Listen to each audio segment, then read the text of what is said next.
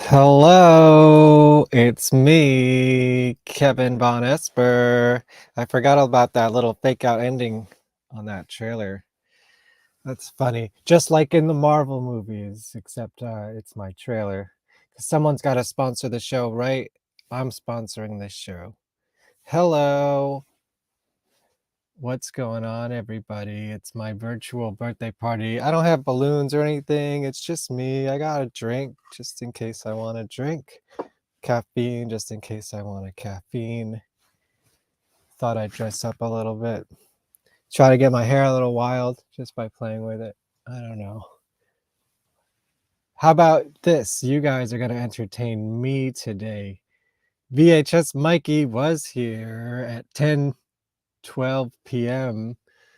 last night, I guess. I guess he was leaving a comment last night. What's up, VHS Mikey? VHS Mikey is a really cool guy who has a really brilliant YouTube channel. He's just check it out. It's you won't be disappointed. He was just on my show last week, the VonPod. We talked about VHS tapes. Good times. Go check it out. I mean, it wasn't all about Guar, so it's just mostly it's like a cool hang. He's going to be an influencer, I tell you. Happy birthday. Thank you. Thank you. Thank you. Woohoo. What's up, everybody? What have you been up to? Telling you, this isn't going to be the normal episode. This is just going to be a hang. Although, I forgot, I should tease that there is a premiere of something on this show tonight. Well, actually, a few things, but one thing in particular that I made specially for this.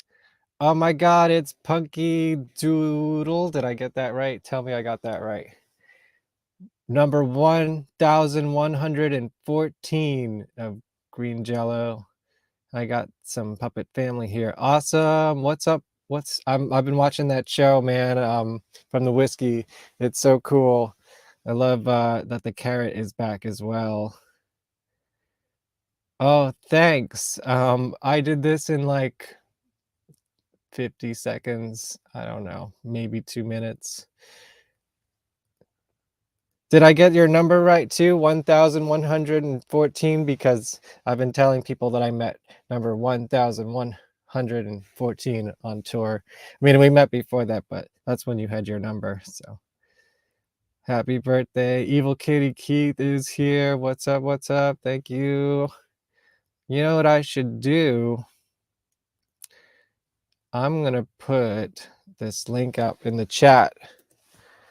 If anybody, no pressure, but if anybody wants to join the show on video, you can copy and paste that link, and it's an open sort of invitation. Don't be weird, although we like weird.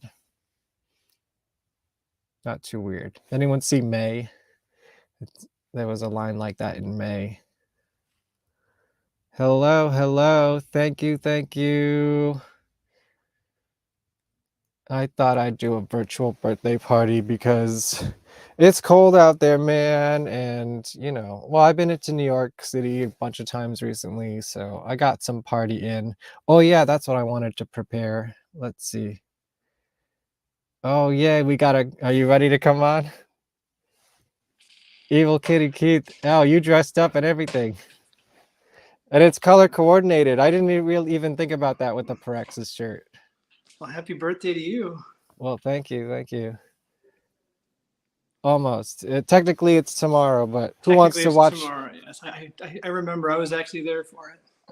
What do you mean? Oh, yeah. I was there when you were born. Tell me the story. I heard I was born in a blizzard. Tell us the story. I do remember it snowing. I mean, I was 7, so it's not like I remember it well. I just remember being dropped off down the street at the Hadid's. If you remember Peter and Shauna. And, sort of. I mean, I know Laura. I remember their name more than them as people. Yeah, so they dropped me off. I don't remember. I think we had school, but I do remember snow. Then I remember coming home after school and coming home, and there you you were. I think you were probably born Oh, so around 8 you o'clock or weren't something. there. No, they wouldn't let me go. So I'm I thought I was 7. born at like sometime in the AM hours. Yeah, you were. You were probably 7, 8 a.m., something like that. Yeah. 'Cause I know they dropped me off at the Hadid's for school or whatnot. And then, so before the bus came, so school was probably 7:30 back then, right? So it was probably like 6 something in the morning. And then Yeah, they drove to the I thought I was 6 something in the hospital morning for me. with you. But I'm not So totally certain. I should figure it out so someone can do my astrology. I'm sure you have the birth certificate there. You can Oh probably look yeah, it up. mom would know. Mom would know. Praxis, yeah. I got yes, That I was for my bought. birthday from Yeah, you. that was your one of your birthday presents or Christmas presents or some kind of present. From their New York City show, probably the last Praxis show ever. Sad, but we'll see. I don't know. Bucket's always teasing stuff. I'm still waiting for that new Deli Creeps. God damn it, Yeah. Maximum Bob. You and I both. Yeah. So wait, what was it? A bad snowstorm? What I was this? Is this a I mean, I an remember a embellishment on the snowstorm, story that there's a? but I don't remember a school was even canceled. So it couldn't have been. But again, you got to remember, we lived upstate New York where you could have 4 feet of snow and we still went to school. It wasn't like where you live now where if it rains and it's a little cold, they shut down all the schools. Yeah. But Well, where we we haven't lived, had we were used to feet of snow Yeah. and we would still go to school. So Yeah. I mean, I remember living upstate. I remember one time that the snow was like above the cars, like above the doors, right? Maybe like once. that was in Dryden. Yeah, that I was in think. And I Dryden. remember that's when Matt McMillan and everyone decided it would be a good idea to get on their roofs and jump into the snow, like from the roof, because the snow was like, Oh my God, how did they get out though? I mean, you had drifts that were like 6 and 7 feet. Yeah. It does sound fun though. It sounds crazy. I mean, it would be fun, and then it's like, how do I get out of here? Exactly. Yeah. That was or if it was too hardly packed, then you're gonna get hurt by jumping onto like an ice. I mean, yeah. I mean, Oh, that's the prop I should have grabbed. But do you remember what the #1 song was on my birthday? I mean, it had to be something that probably came out in '83. Because the Van Halen album would have been out yet, and I don't think Thriller was out yet. Those are the top 2 songs. Those are the top 2 of 1984. So it had You're to be. almost there. You're almost there. It's somewhere in that vein. Was it Beat It? It was Jump. It was Jump, really? I didn't know Yeah. that came out until later. I mean, I could double check, but I've checked Are it you talking multiple about times. for the year or in February? No, like that day, it was the #1 song on the Billboard chart. It could have been. I mean, I know the top 2 albums that year were Thriller So was number Jump, 1 and Van- 1984 was number 2.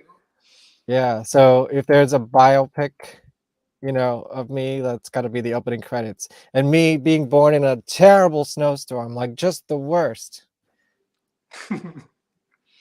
Well, it was released December 1983, so Interesting. So could have been the top. Could have Yeah, been. I mean that's what I remember. I mean, not I remember because I looked it up on the internet, not because I remember because I was there. Yeah. But I can't think of a cooler like song to be #1. Yeah, it's funny because I'm the one who's the Van Halen fan and not you. I know, but it's just so fitting. It's just like so Yeah. 80s, it's guitar and it was your favorite band at some point. So I did have like a history in it. Yeah, would you still consider Van Halen your favorite? I think so. I think I still would. What's your favorite album? The more I reflect on my music, I always said I was Yeah, he's influenced my by brother. Eddie, but I think I was probably more influenced by Randy Rhoads than Eddie. But between the two, but my favorite album, my favorite album is probably OU812, which is probably controversial. But my favorite song is "Don't Tell Me What Love Can't Do" off of Balance, which is also not one of their mainstream bigger. No, but we did hits. see that tour. I remember that. Yeah, that's when Dave. But I'm sorry, No, Eddie was a little drunk. Eddie was a little. No, off. I mean maybe, but I remember him being more off the next time we saw them, like way later on. like the reunion eras. Which is funny because actually, if you want to get into the past, my wife and I were talking the other day, and I was talking about all the concerts I went to, but probably between my senior high school year and college years, and maybe a little after that, was probably my sweet spot for going to just everything. And my wife was asking, well, who did I go to all these concerts with? And I was trying to remember how many of them you were at and how many of them were with other people. Because I couldn't remember. I went to a lot of shows. I mean, if you give me a show, I'll tell you if I was there or not. I have to remember. Like my first concert, Metallica real concert, Black Album. No, I never saw Metallica. Because I saw them twice. I Yeah. saw them, so you weren't at either one of those. No, because that was in like the earlier night. Well, that was probably more like 94, 95. I mean, it had to be between my senior year of high school and college because I wasn't driving before then. So it had to be. Yeah, no, because I think you saw them with Danzig. I saw them with Danzig and Suicidal Tendencies. Yeah, I never saw Metallica, and I didn't see Danzig until I was in college. Yeah, so now I've seen Danzig too many times. I probably saw Danzig and Metallica in their perfect prime. Yeah, I would say Danzig 4 was the prime for Danzig. Which is probably right around when I saw them. So it's probably right around that era, which was probably right in his peak. Yeah, my first show was in 1996. Well, technically it was the Beach Boys, but like way earlier. But with you, it was Typo Negative opening for Queensryche. I remember that. And I found the date and the set list recently too. I do remember that show, but I also remember I saw like No Doubt like 3 times when they first came out. I know one of them was with you and Ed and some other people when I took you guys to the Rockland Community College. Yeah, the disaster. Still a good show. Yeah. I mean, I wish I remembered it better, but then I remember seeing them at Jingle Ball. Yeah, which I don't think it was with you. I think that might have been. I never saw No Doubt other than that one. I think it was my cousin. But then I thought I saw them headline somewhere too. I don't remember where or with who. I don't remember you seeing them headlining, but I thought I saw them maybe on the Return of Saturn tour or something. Really? Might have been. I didn't see it. I never saw them after that show. Wasn't that the album with your ex-girlfriend? Yeah. I think I saw them on that tour too. Huh. But I don't remember. Yeah, I don't think I was there. I wish I was there. I wonder if it was with Kurt. Because now it's like, even if they tour again, they're not the same anymore. No. They're like a pop band now. Well, that's what I was saying. Like, I was seeing all these bands at their peak, right? I mean, no doubt at their peak was probably right around there, their sweet spot. When they had all the energy, they had all the. They were still kind of a ska band. Yeah, they were playing stuff off their first album, which I don't know how much they do that. Nah, they would maybe play like one song off of that. Even by Tragic Kingdom and they were just scrapping that first record. Because that was their third record. Return to Saturn was their fourth record. Then I'm thinking of their second record. Then what was the one that was a little heavier? The Beacon Street Collection. That's what I'm thinking. They're playing a bunch of stuff on Beacon They would Street back play like maybe one song. Like Total Hate. Yeah, they would play Total Hate because probably because Bradley was on it. Which was good. And I'm trying to remember, back then, was Eric still in the band touring? No, Eric left after recording Tragic Kingdom. I don't think he toured it. Yeah, he went to be an animator on The Simpsons and make money. Which outlasted, no doubt, oddly. Yeah. Oh, yeah. And it's still going. He's probably still there. I don't know. He probably still is. Good for him. That was pretty awesome. But yeah, I mean, I remember I took you. I mean, you conned me into a couple, like the Alice Cooper show. Like that was one I really didn't want to go, and you were like, you pushed me because but you got Lennon Murphy was playing. That was your big catch to get me to go. But I thought I had seen Alice Cooper before that too, which is why I said I've already seen Alice Cooper. So were you with me on both of them, or did I go with somebody else in the first Alice and I took you to the Alice? With you, I saw Alice Cooper 2 Halloweens in a row at Roseland, and it was both like the Brutal Planet era. Right. So anything before that, I never saw him. No, I think it was Brutal Planet both times. Yeah. I saw him. I think the second time was Dragon Town or whatever the sequel to it was, but still, yeah, it was that era. Yeah. So I remember. I think weren't you the one who made me take you to go see Rob Zombie and Ozzy? Was that you? We did see Rob Zombie and Ozzy, but I can't imagine that I made you go to that because you love Ozzy. Yeah, but I thought that was another holiday show, and I was like, it's gonna be the holiday. I thought that was like a I was it don't like a remember when it was. I want to say it was like Thanksgiving, or I thought it was on a holiday, and I was like, I don't want to go on a holiday, and you were like, come on, come on, come on, and you pushed me, and I was Maybe. like, I don't know. I fine. was really into Rob Zombie at that time, I guess. And But I I think mean, you you are always a big Ozzy fan, so it's kind of right, a win-win. and then you pushed me to go see Marilyn Manson. Yeah, that was still one of my favorite shows of all time. And I think was John Five still in the band then? John Five was it? Was he the guitarist back He then? was the guitar player, yes. And the whole thing about that tour was Hole was supposed to open.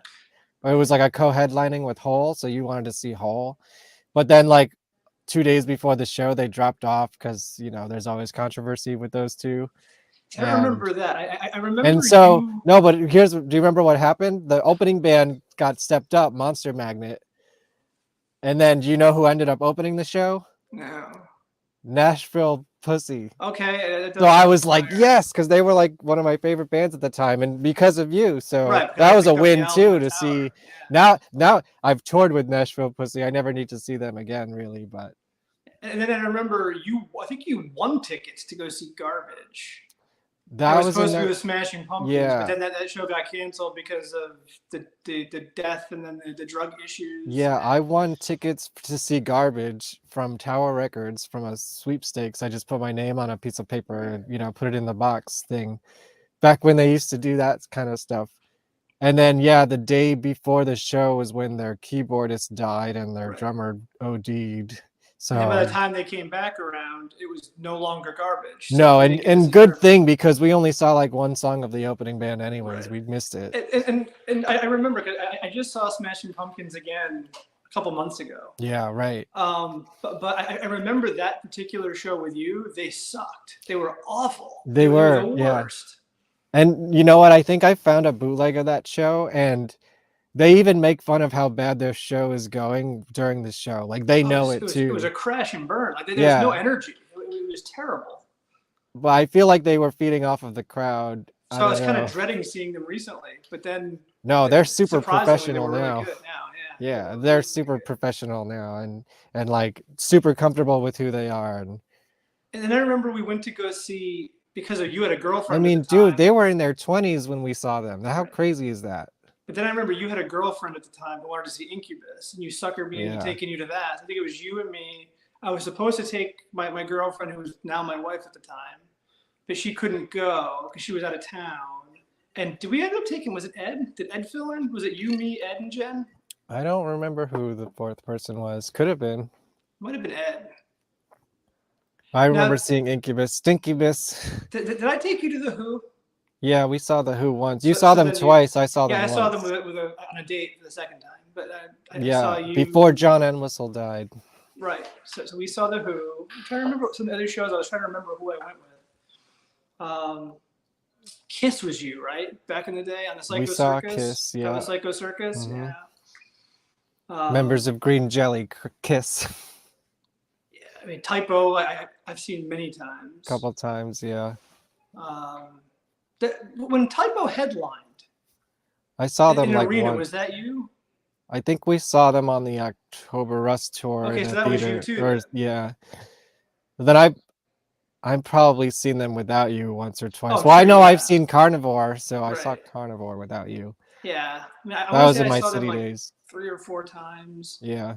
I'm trying to remember who did I go see Lacuna Coil with? Was that with you? We, we saw Lacuna Coil at L'Amour's in Right. Brooklyn with Graves, With Graves, from the right? That was you. Misfits. That was with you then. Okay. Yeah, who we don't talk about anymore. But do you remember what was so crazy about that night I for don't. us? Okay. Well, back in Oh, those days, did they go to the wrong place? no. No. But there's a reason we had trouble getting there. And this was before we had maps on our phones and shit. So we had to print out maps and hope that they were right. And we ran straight into the rubble of 9/11. Oh, wow. And we were just like, oh, that's why all these roads are closed and we don't know where we're going, because we just look out the window and it's just like that piece, that's that famous Yeah, yeah. image. We were just looking right at it. It was like, oh shit. Yeah, I remember being down in that area for that. I don't remember that being that night. Yeah. I do remember It the was kind of smoldering shocking. and I mean, it was like at least a week or two afterwards, but it was Did you and still I all go there. to Horde Festival? Was that with you?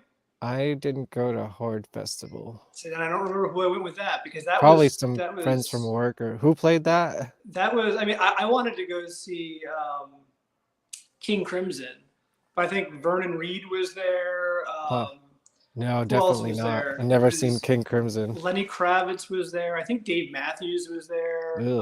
Oh yeah, I kind of remember that Blues festival. Traveler. And, Yeah, it was definitely not me. I think he went for with some Spin work Doctors. friends. I think the Spin Oh Doctors were man, there. I like the Spin Doctors. That was a It good was album. fun. It was a fun. But what I remember about the Spin Doctors is the bass player had a whammy bar on his bass, which I thought remember was like, you telling me that. I mean, Wait, I've never seen that before. I got to go back to Typo Negative for a minute because I was talking to someone about this recently. Didn't you see their show on a Halloween night where the Misfits came out? I might have. I don't remember. And then you came home and you're like, you got to check out this band, the Misfits. And it was like a couple years before I discovered them. I like totally didn't. And I had no idea Danzig was in that band or whatever the history was. Because I remember you saying that. And I thought it was at L'Amour's, but I looked it up and it was actually at Roseland. Yeah, I was going to say, I've never seen them in L'Amour. I've never seen Typo in L'Amour. Okay, so it was at Roseland and maybe Pantera played? Could have. No, I don't think so. The only times I ever saw Pantera were at Ozfest, where you might have been with me. I went to Ozfest, yeah. That was with Ozzy and Black Sabbath played. Yeah, and Marilyn Manson. That's another story I was talking about the other day. Maybe you can remember this. I remember Marilyn Manson was canceled that day. And I thought it was because Columbine had just happened, but Columbine didn't happen until like a couple years later. So I don't know what it was. But we went, well, first we went to the wrong place and it was empty. So that's the wrong place. Okay. Yeah. And then, so we made it there for Typo Negative, Pantera, Ozzy. Was Slayer there? And Black Sabbath. No, I never seen Slayer. And I know we wandered off to the second stage for like at least a few minutes. And I want to believe that we saw a few minutes of Cold Chamber, but it might have been, maybe not, because that was like before I was into them too. Yeah, the only other time I remember seeing Pantera was in a high school gymnasium in Right, Albany I remember this story. And then the reason I went was because Typo opened. It was Typo and them in this tiny, and that's right when Vulgar Display of Power came out. It was that year. And it was insanity. Like I remember, like there was a bunch of Nazi skinheads with brass knuckles and chains. Like security back then wasn't like today. You could walk in with pretty much anything back in the 90s. And I remember just like the whole place became a pit. And I remember seeing chains, and I was like just backing myself into a wall as far as I could, just so I wouldn't die. And I remember Phil Anselmo kind of almost inciting it. Like I remember them. Well, he's known for that. And I remember like between Typo and Pantera, like while they were setting up, I remember Dimebag and it might have been Phil came out on stage and they lit his guitar on fire and like almost like made like into a torch or something. Did Typo Negative play that show, right? Yeah, Typo opened it. It was Typo and then. Check this out. Are you talking about the Albany show, or are you talking about? This is what now? Yeah, what are you talking about? This is the Roseland Halloween night, 1995. Typo Negative, and then Kenny Hickey sang these songs with the Misfits. Well, if it was just them, it's possible. It was just like a. Because back then, I would go to see Typo wherever they were. I mean, I drove all the way to Albany to see them open. I mean, I was obsessed with Typo back then. Yeah, so I think you saw that show. I want to say I saw them like 4 or 5 times. Like I remember them. Yeah, it must have been October Rust. That was an arena show. They were like headlining an arena. I remember Albany, and I remember I saw them in at least 1 or 2 other places. Like I remember anywhere I could go see them, I would go. Did you watch my episode with Catbite? I don't know who that is. Oh, it was the last VonPod that I did was a band No. called Catbite. Well, I want to show. Okay, this was kind of a good segue when we were talking about No Doubt, because this band gives me early No Doubt vibes. Like if you like that energy and You ska, talking like Beacon No Doubt vibes, or you talking? I guess you can tell me because they were the last. Oh, let me put up the flyer. Last episode I had this band Catbite. They're a Philly ska band, but they do a little bit more than that. They sometimes turn into a hardcore punk band, and then 2 days after the episode, I went to their show in New Jersey and I got to film them. So I thought I'd premiere some footage from that show and we could talk over it, of course. But I think you might, if you like the early No Doubt stuff, like get into this band. Like they are about to take off. And then that weekend or like a day after that show, they flew to Australia to do a mini tour with Stephen Douglas from Death Piggy ska band. And he was a guest on my Guar pod. Yeah, I remember that. We were talking to him because him and I both share a love for Reverend guitars. Yes. And he mentioned this band Catbite because they were supposed to come there last year, but the tour got delayed or whatever. So they just ended that tour. They're probably on their way home right now. So this show last weekend probably seems like it was 9 years ago to them right now.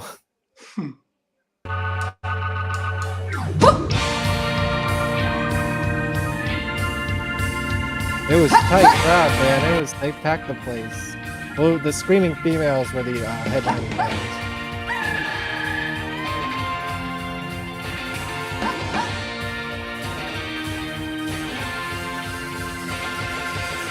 I don't care, and I swear I'm gonna make it, gonna call your buffalo. I don't care, and I swear they're gonna take it and I'm so tough.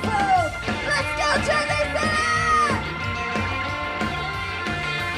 I don't care what you think of me. Say my hair's too short and my teeth are green. So it looks the way that I wanna be. So I know it's safe. I'm gonna make you bleed. I can be real cute or I can be your bitch. It don't matter to me. Don't wanna take your pick. What you finally do? Well, I said fair. I dig it. Yeah, great. I don't care. They're gonna be huge. Or they should be.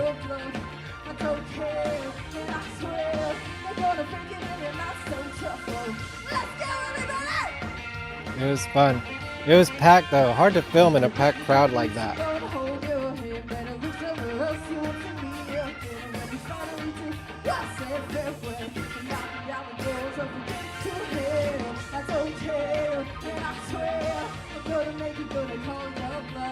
I don't care, and I swear, gonna think you're not so tough.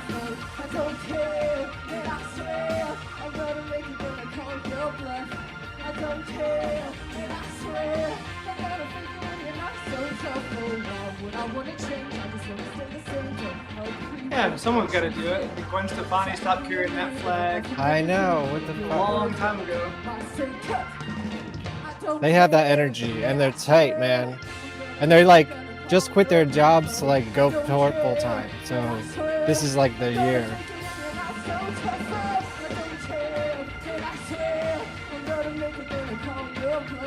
Well, not many. The only thing I would say to them is be careful. Not many of these kind of bands made it. I mean, outside of No Doubt, there was the band who did "Come On, Eileen."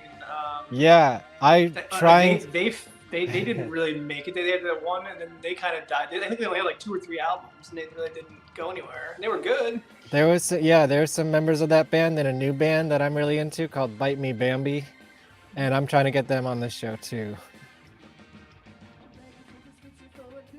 I know it's the music industry isn't what it used to be, so It's really not. it's like I hope the best for them. They should be. If this was the 90s, like they would be huge. I mean, nowadays all the money is on YouTube. Yeah. Especially for bands, making videos and getting, subscribers and 1 million views. That's the secret to money in the music business today, unfortunately. Well, they should get 1 million views.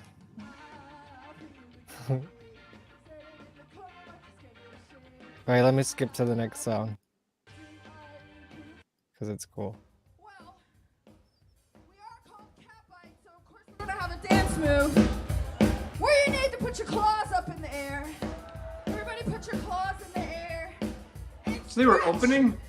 Yeah. Scratch, scratch. Yeah. Perfect. All right. They were the second of 4 bands, and look at the audience, like, they're fucking going nuts. And I saw their first headlining show in New York a couple months ago in Brooklyn. Is that a Rickenbacker? I couldn't tell you. Maybe. You're more the good gearhead guy. Hello, everybody. If you're here, give me some comments, man. Like, you're part of this conversation too. Who's here? Let me know who's here.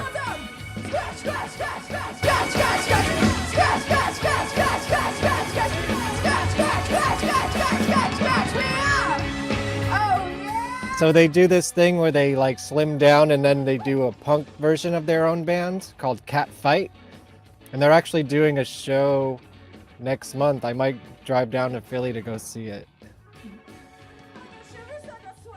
No tickets this time.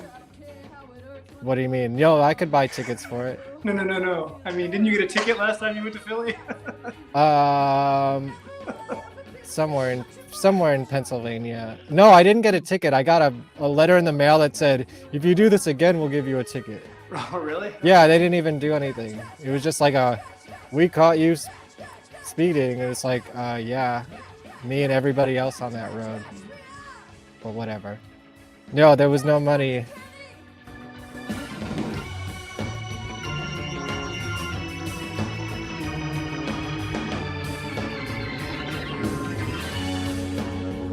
Yes, the Screaming Females were the headlining band at this show. And Are they similar music? Or you don't know? Yeah, I saw the Screaming Females like 10 years ago. They're like, I don't know, lady, how would you describe Screaming Females? They're a indie punk rock band with a female singer from New Jersey. And they did some stuff with Garbage. Garbage took them on tour, and they did a split single of the song Because the Night. Okay. I actually have it on vinyl, all signed by every member of Garbage. Oh, wow. I don't know how or why I have that, because I never met them, but I mean, I must have bought it like that. I know, you used to be a huge Garbage fan. Yeah. Well, their first album was huge. After that, I kind of fell off a little bit.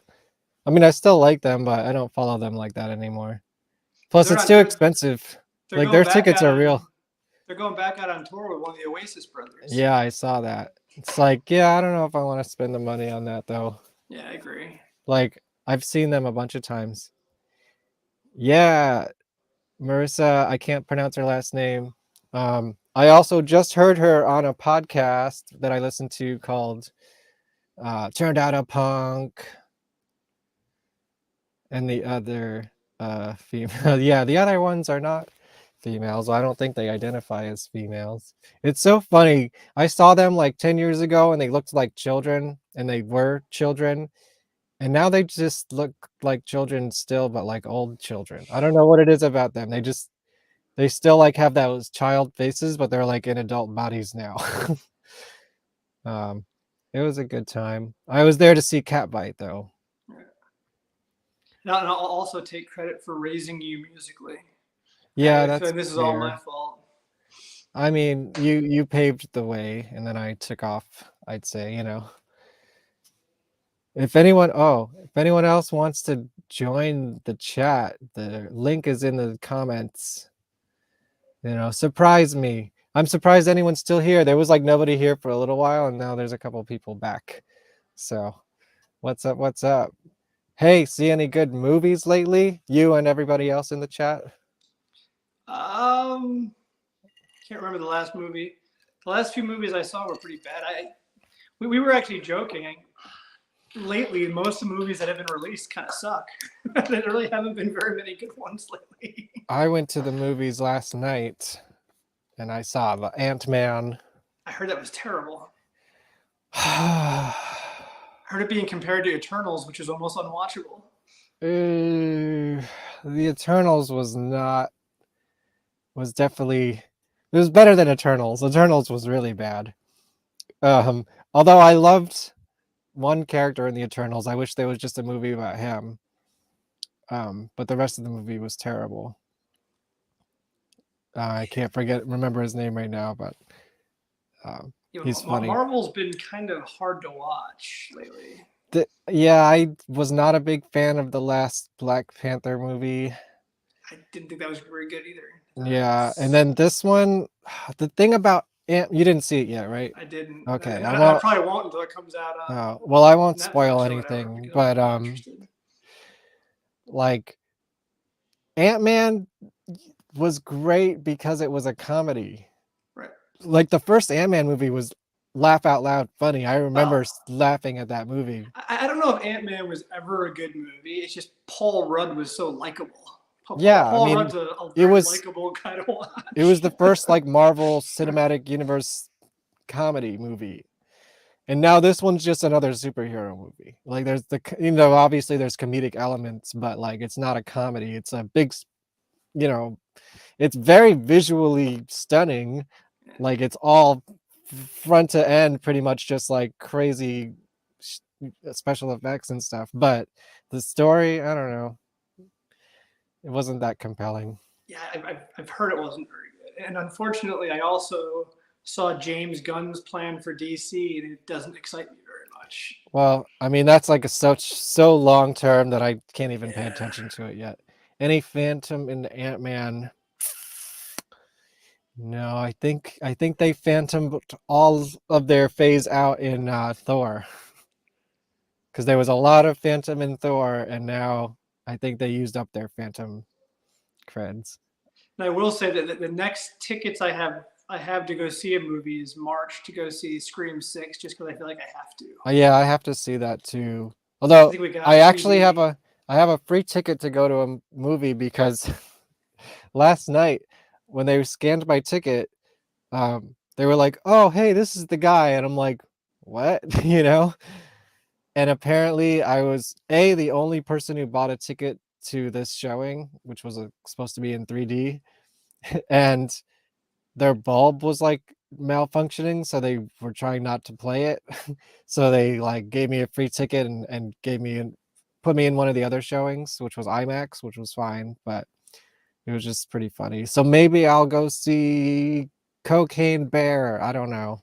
That actually knocked Ant-Man out of the #1 spot. Everyone seems to like that movie. It's a true, it's very loosely based on a true story. I've heard the true story and I've seen the trailer, and they're not close.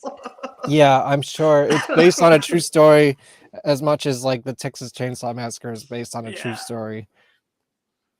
But yeah, but Scream 6, I feel like I have to. Even though it's not Wes Craven anymore, and I'm obviously.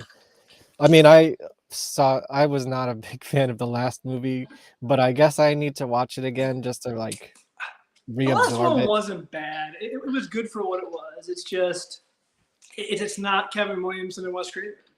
At least this one's in New York, so I have some sort of thrill to that. Although the last horror movie that went to New York, I think, was Friday the 13th. Jason took to New York, and that wasn't great. Yeah, that was not great. I wonder if I bet you there's going to be an Easter egg in there of that. Oh, I would count on it. I mean, Scream always has a million Easter eggs. Yeah. I should say, let's see.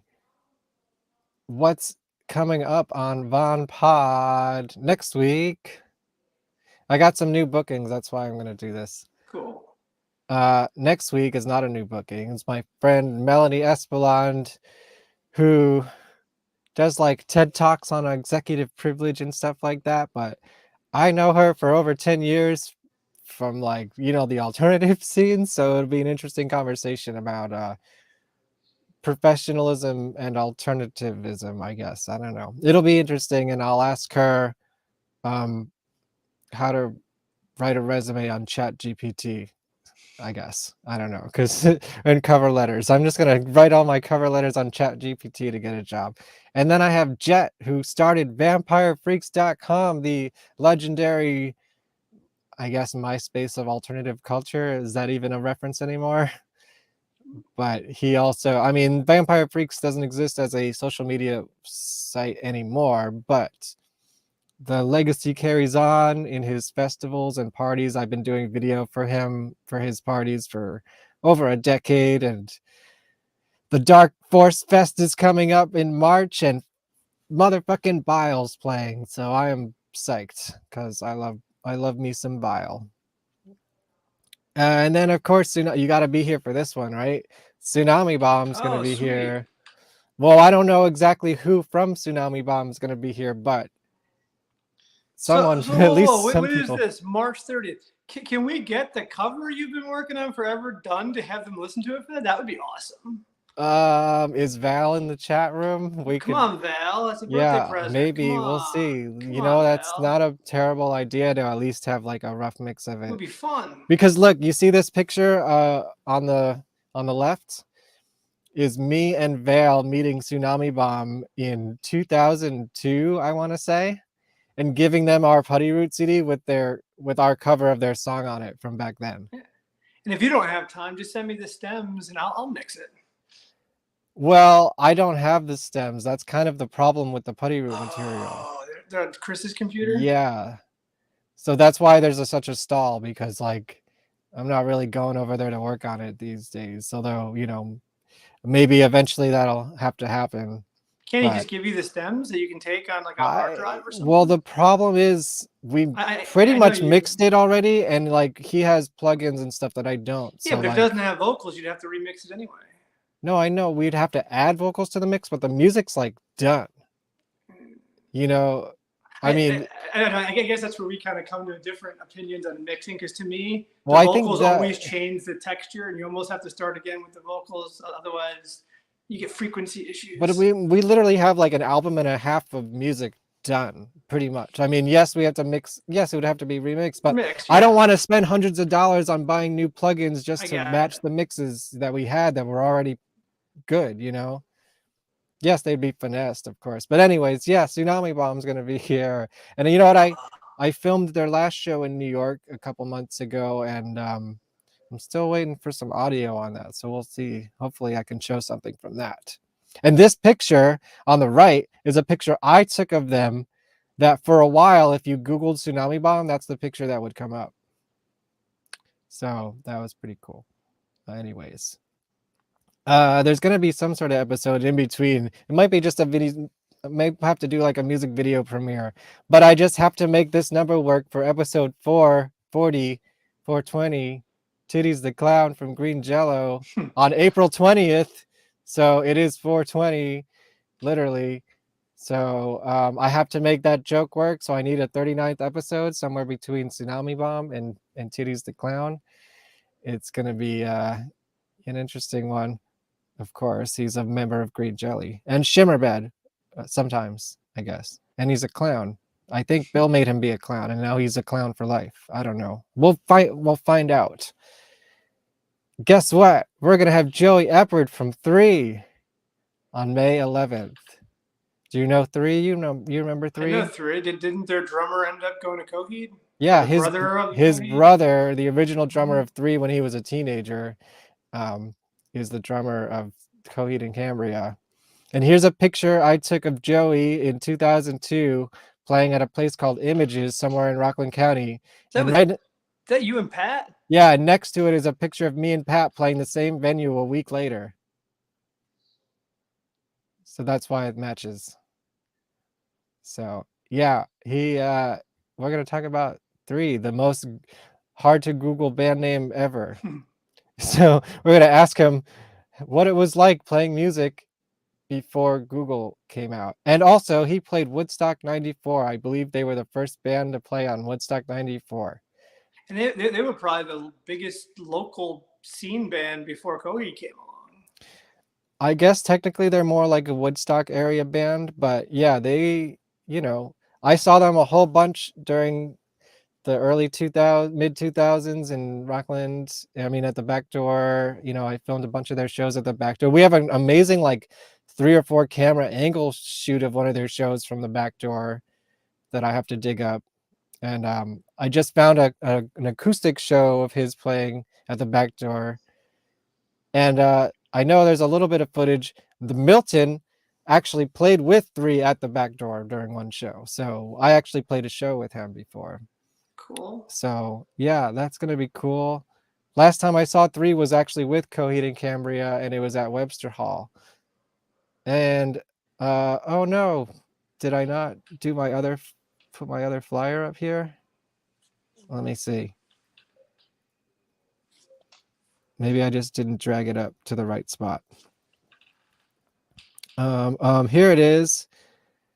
Oh man, nobody's excited for this except for me, but I think it's going to be fascinating. Melissa Kaplan from Splashdown. Do you know Splashdown? No, not by name. Splashdown is the best fucking band that you've never heard of because their album was dropped at some point by the record company. Just trust me on this. Look up Splashdown. You probably heard her voice in like video game music or car commercials and stuff like that.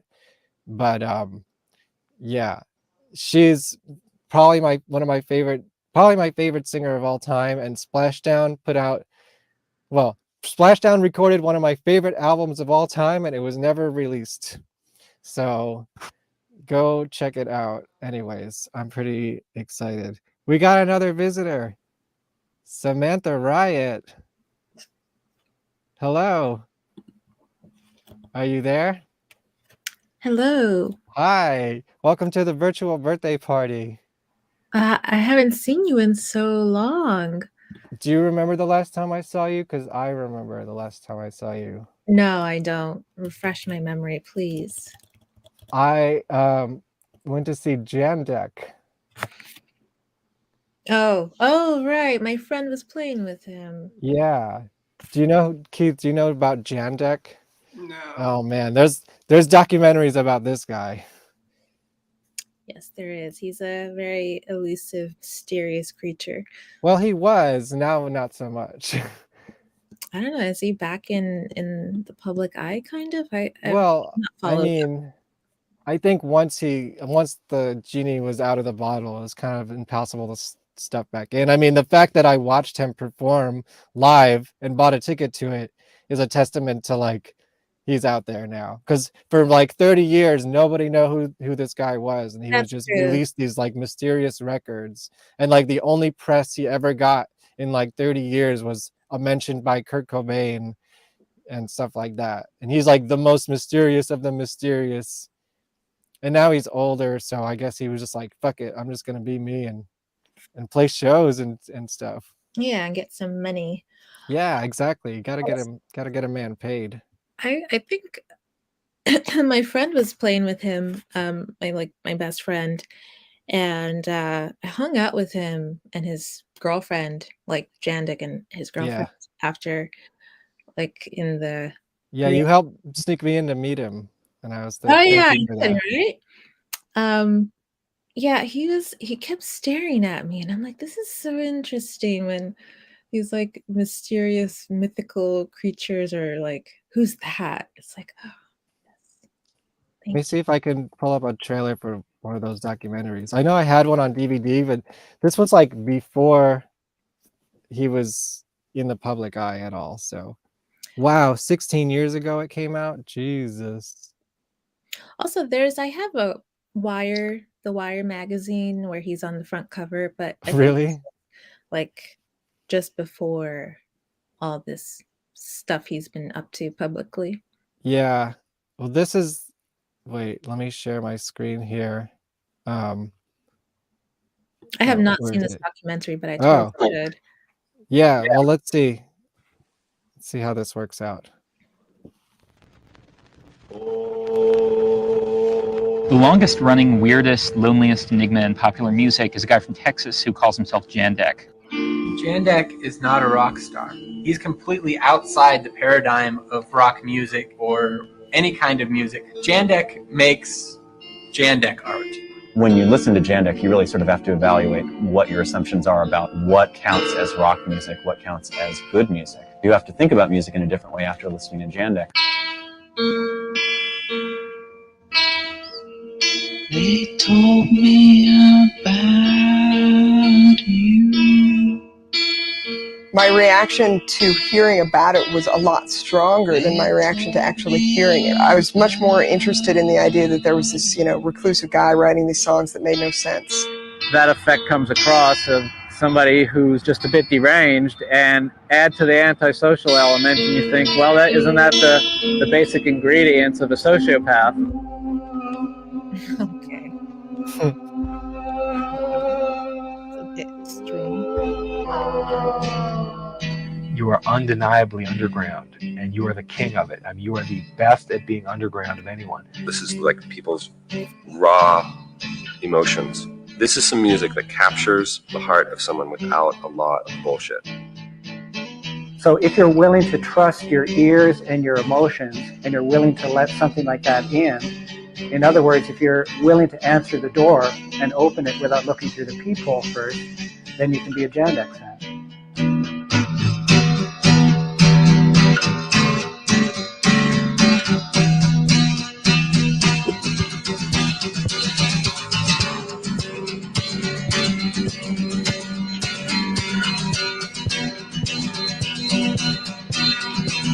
Spooky. Yeah, that was very compelling 15 years ago when it came out. Well, thank you, Samantha, for help. Because of you, I met Jandek, the most mysterious musician. Oh, you're so welcome. Of course. What have you been doing? Oh, well, I have to actually get going. Oh, yeah. But I've just been trying to catch up with everyone and seeing what everyone else is doing, because I'm as busy as a bee, and I'm trying to Where are you right now? Are you in New York? No, I'm in an Okay. undisclosed Got you. location. That is not New York. No, but it's close by. Gotcha. Well, hey, I should get you on this show. You want to be on this show sometime? Do your own episode? On your podcast? Yeah. Sure, why not? Cool. Yeah, because I can dig up some old footage of you. I got some great footage of you in that creepy church venue that you booked out. You played with I don't know, you booked a show in a church. Lydia Lunch was there. She wasn't performing, she was just hanging out with you. Yeah, but she always hung out at my shows. It's a church in Brooklyn you booked a show in. Yeah. It's the one that I performed with my friend who was playing cello. Yes. Yeah, that was so I think I have footage of that in one of my reels because it was so cool. I mean, it's on my YouTube. Yeah. It's such a good video. You are so good at the videography. I'm very snobby when it comes to who I want documenting my stuff, just based on the fact that I also do photography and stuff like this. So I have this critical eye on how I like my stuff documented, and also just, the chemistry of what you do. You're not just some guy with a camera, you're actually in there with good perspectives. So I appreciate that. Oh, wow. Thank you. And I'm only as good as my subjects, so you must be compelling. You are so what, Pisces? Yeah, that's me. Pisces I'm a season? Pisces. What does that say about me? As long as I've known you, you've been pretty sensitive and sweet. So I'll take it. that's what Pisces are. They're just nice folk. Nice, quiet, sweet folk. I heard we're creative too, right? Yeah, of course. Yeah. Just throw that in there. Well, usually I hear that along with it because I don't know anything about astrology, so I'll have other people tell me about it. Wonder who you share a birthday with today. Who do I share a birthday with today? Let's Do see. you know, Keith? Well, it'll be tomorrow, but Right, yeah, technically my birthday's tomorrow, the 27th, so. Oh, it's the 27th. Yeah. I'm just doing the party tonight because it's the weekend. Yeah, good idea. Yes. February 27th. Elizabeth Taylor. It's good company. I'll take it. JWoww. From the Jersey Shore. Yes. Great. Yeah. Adrian Smith of Iron Maiden. Oh, okay. Did you know that, Keith? That it was his birthday? No. I know who Adrian Smith is. We've seen Iron Maiden before. Yeah, I figured you would like that. Johnny Van Zant from Leonard Skinner. I don't know. It's up Is to he you. alive or one of those dead ones? I'm not sure. Yeah. I don't know much about them, but that's cool. I'll take Leonard Skinner. Yeah, of course. I mean, you gotta take something. Yeah. Well, Well, thanks for coming to the party. Yeah, I was just looking at some of these photos that we took. Let me see. Oh, in my studio? Was that was your apartment Yeah. in Astoria? Queens? Yeah. Yeah. Oh gosh, I hope you. These photos are. Never mind. Some of them are really nice. I'm just like being critical of myself. That's fair. There was some good show. Yeah, we did a couple photo shoots, and then I think a video shoot too. I filmed some of your music video, like around Queens and in my apartment. Oh yeah, the Rodenticide video. Yes. Yeah. Yes, we go way back. Yeah, we do. Yeah, we do go. Time goes so quickly. It's so crazy. I mean, truthfully, I can't remember. I don't exactly remember how we met either. I think it was definitely in the fetish Could be. scene. Yeah, I mean, I'm always working at those parties and. But like all back that. when I was doing the thing. Yeah. And I was like, oh, this is a It was crossover. probably around 10 years ago or so, right? Maybe. Yeah. Just Damn. about. Well. Oh, I know. And you look just the same. Okay, I gotta go. All right. Thank you. Okay. Happy birthday. I'll and see you. ciao. We'll book a show for you soon. Yes. All Okay, right. ciao. Goodbye. Samantha Riot, who introduced me to the most mysterious musician ever. Super cool. And I met Lydia Lunch because of her. Do you know Lydia Lunch? I know the name. I mean, I'm more familiar with the name than the music too, but that's another person that Martin Bisi produced at some point, of course. Legendary. Will I party hard tomorrow? Oh, so you want the Andrew? I'll get you some Andrew.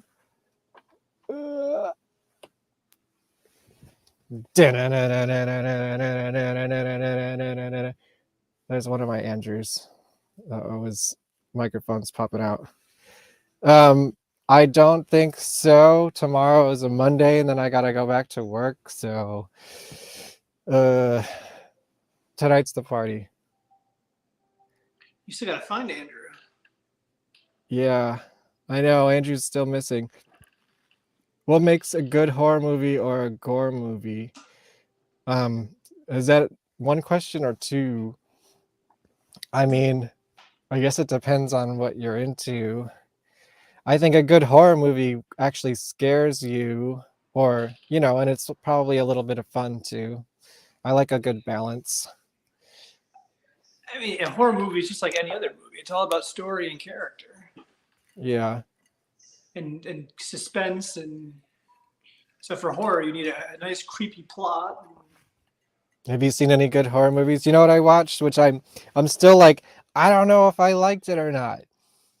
But the fact that I'm still thinking about it, I guess it made some sort of an impression. Skinamarink. Never heard of it. It's a new movie on Shudder. It's,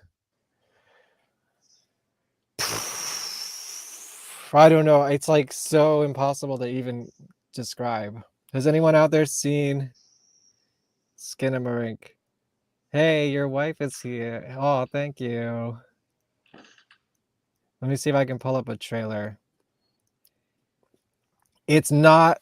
It's more experimental.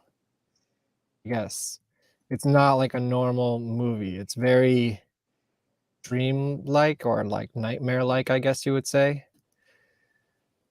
You don't think a trailer will get me on trouble on YouTube, right? Who knows I might, these days? I might have to like break it up a little bit so I don't get in trouble. Cliff, thank you. Cliff is gonna be on the VonPod soon, so go check it out. I mean, look at this piece of art he did of just himself. Imagine he has AJ Good of the House of Masks has his Sleazy P Martini art tattooed on him, and I think several other people do as well. So, gotta check that out. When it makes you jump. Oh, good horror movie. Jump. Might as well jump. Callback. That's what they call it in the biz. Yeah. All right, let's see if we can play this and not get in too much trouble. In this house.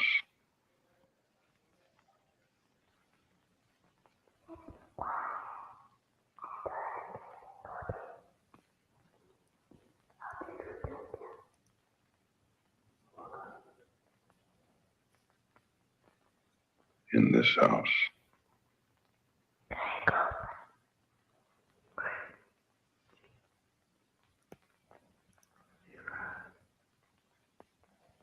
In this house. So is this very like artsy? Yeah, very artsy. It's not normal at all. It's so this guy's background, I listened to him. He was actually on a podcast that I was on. Wait, let me finish the trailer first.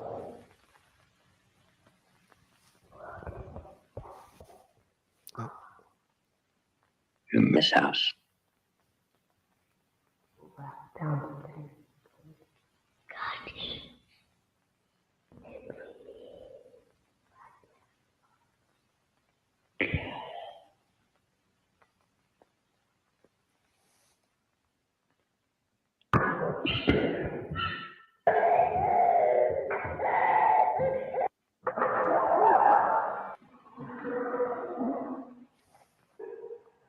Yeah. Yeah, I think that's a pass for me. It's a tough watch, but it stays with you. There's something about it that's interesting. It's definitely not, I don't know, normal. I'm trying to think of the last horror movies I saw were. I mean, is Megan considered a horror movie? I don't know. I haven't seen it. I mean, it's fun. I don't know if I'd call it a horror necessarily. Or what was the other one we saw with Kevin Bacon's daughter? This is the podcast. Who's There? A podcast about horror, which is one of the podcasts that I was on when I was promoting the documentary. Had the director of Skinamarink on her podcast recently, so you could listen. It's probably the story behind it is just as interesting as the movie. He makes like YouTube. He used to make like short films just based on descriptions of nightmares that people would send him, and this is sort of an amalgamation of that, I guess. I'm trying to remember what was the one. It was Kevin Bacon's daughter. That Megan counts as I think the horror community considers. I mean, they talk about Megan. I know it's like it's a PG-13. It's like kind of like the modern Chucky, right, or something like that. Yeah, but I don't know. It wasn't as menacing as Chucky, I don't think. But I'm trying to think. Well, what it was the movie also PG-13. I mean, the premise was someone witnessed a murder, and then starts seeing things, and it almost keep passing on to other people. My wife's in here. What was the movie we saw where Kevin Bacon's daughter? It was kind of creepy horror. It was definitely a horror movie. Kevin Bacon. Smile. There you go. Thank you, Sal. You know, Smile. someone's told me I should watch that. Well, they didn't say I should watch that last night, but they mentioned it.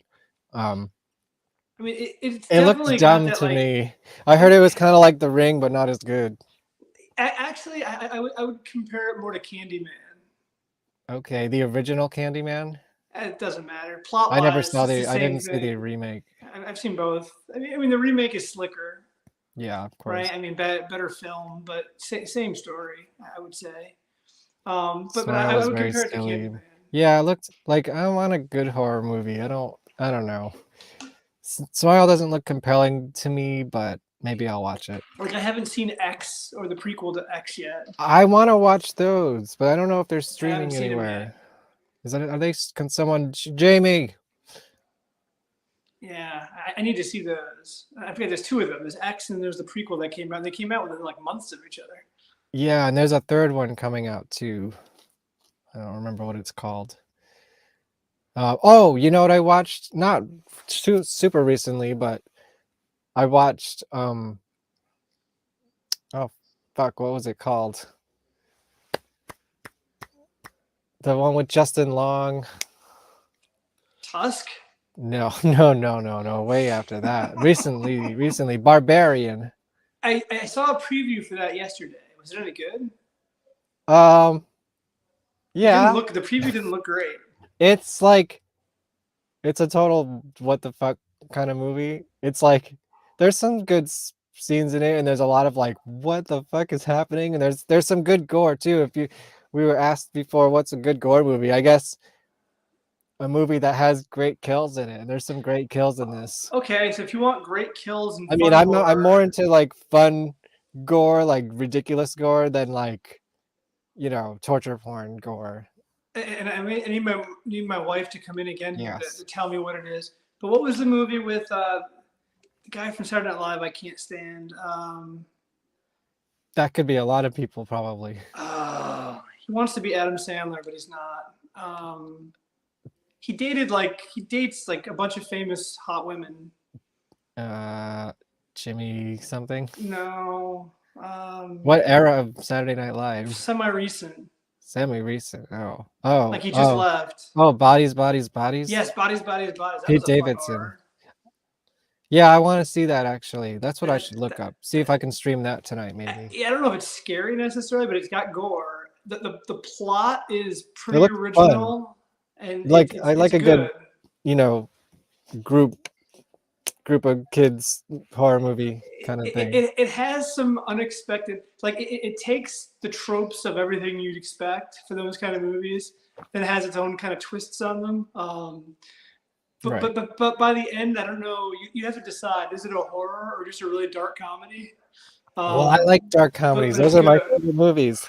May, Mystery Date. Those are my favorite. Yeah, this is darker. I mean, this borderline is horror. So it's either horror or comedy, but it's. But that's it's like good. that's It's like fun. the exact opposite vibe of Skinamarink. Right. But Which it's is I had fun. no idea what I was getting into. I just heard people talking about it. I never even saw a trailer. I just pushed play, and I was just like, "What? Where's when is the movie gonna start?" And the whole thing was like it was like a dream sequence. I think what else we saw horror-wise this year. The new Texas Chainsaw on Netflix was okay. Yeah. Oh, speaking Not of that, I got something in the mail. I must have donated to this Kickstarter like 3 years ago. I never thought this thing was going to come out, but it showed up. So I guess they finished it. The Sawyer Massacre, which is I don't know if it's authorized or unauthorized, but it's sort of a companion piece to the Texas Chainsaw Massacre, but a Okay. fan film. And I think they got some of the original cast in it. So yeah, this is finally out. Well, they're making another fan film, Nightmare on Elm Street, with. Did you remember New Nightmare? Yeah. Remember the kid with the dinosaur, Dylan? It's him grown up.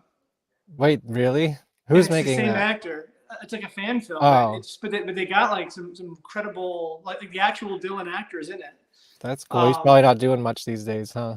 And I think that's some other famous people too. But it's going to be a Freddy vehicle. Aren't they trying to reboot that or make a new one? Blumhouse, maybe? Yeah, I don't think they ever got a script though. Yeah. Is the problem. That's a tough one to do because you need to come up with something creative. I actually had a couple of ideas for that myself, because you have to honor what's been done, yet take it somewhere new and not make it completely campy like the mid front. Yeah, and that's what New Nightmare already did. So you have to go like beyond that now. Yeah, And then which New is like, how do you Nightmare do that? became Scream. Right. Basically, yeah, That's what it was. absolutely. I mean, it was the proto Scream. It was like him, but it's funny because he wrote that, and then Kevin Williamson kind of took it farther, and then he directed it. Correct. It was him and Williamson did the 4 Scream movies, the first 4. If anyone wants to join on video to my virtual birthday party, I put the link in the chat again. I see some people are hanging out. No pressure. You don't have to. I'll go as long as you guys go. You know, like I don't have anything to do tonight, really. So Yeah, this is just a hang. This is just a hang. It's not really like an episode. So if anyone wants Unlike to you, join I in, do need to get up in the morning, so I can't stay on all night. I'm supposed to, but I'm just taking the day off because it's my birthday. Yeah, I do the same thing. Let me play something else. This isn't even. I would tease this in the beginning if you weren't there. I am premiering something, and it's not these live videos that I'm showing, but something else. So stick around if you want to see a premiere of something. I'm not gonna tell you what yet, but I wanted to show this video. This is a quicker one. The band that played before Catbite was called Gel, and they're this hardcore band from New Jersey, and I picked up their 7-inch, which is cool. I think it's green too, which is very pretty. Yeah, and I ended up filming them too just because I thought they were cool, so I thought I'd play a song from that. Gel from New Jersey.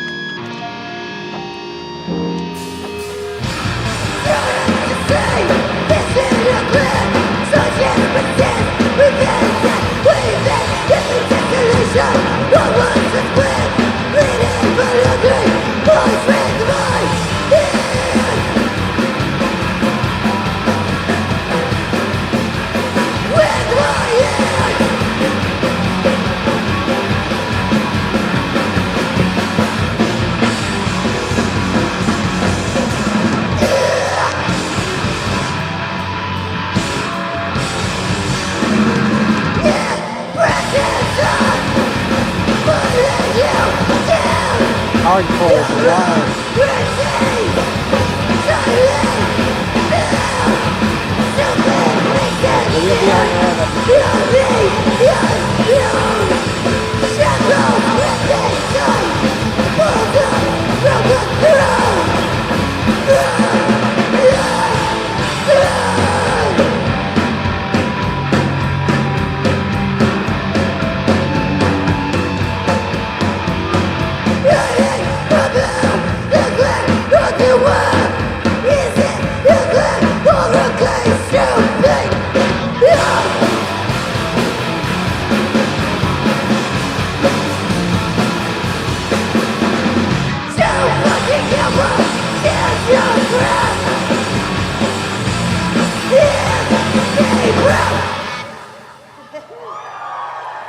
Thank you. I thought that was fun. Hardcore, yeah. At the White Eagle Hall in Jersey City, New Jersey. Yeah, not my scene. Yeah, I didn't think so. Catbite may be more your scene.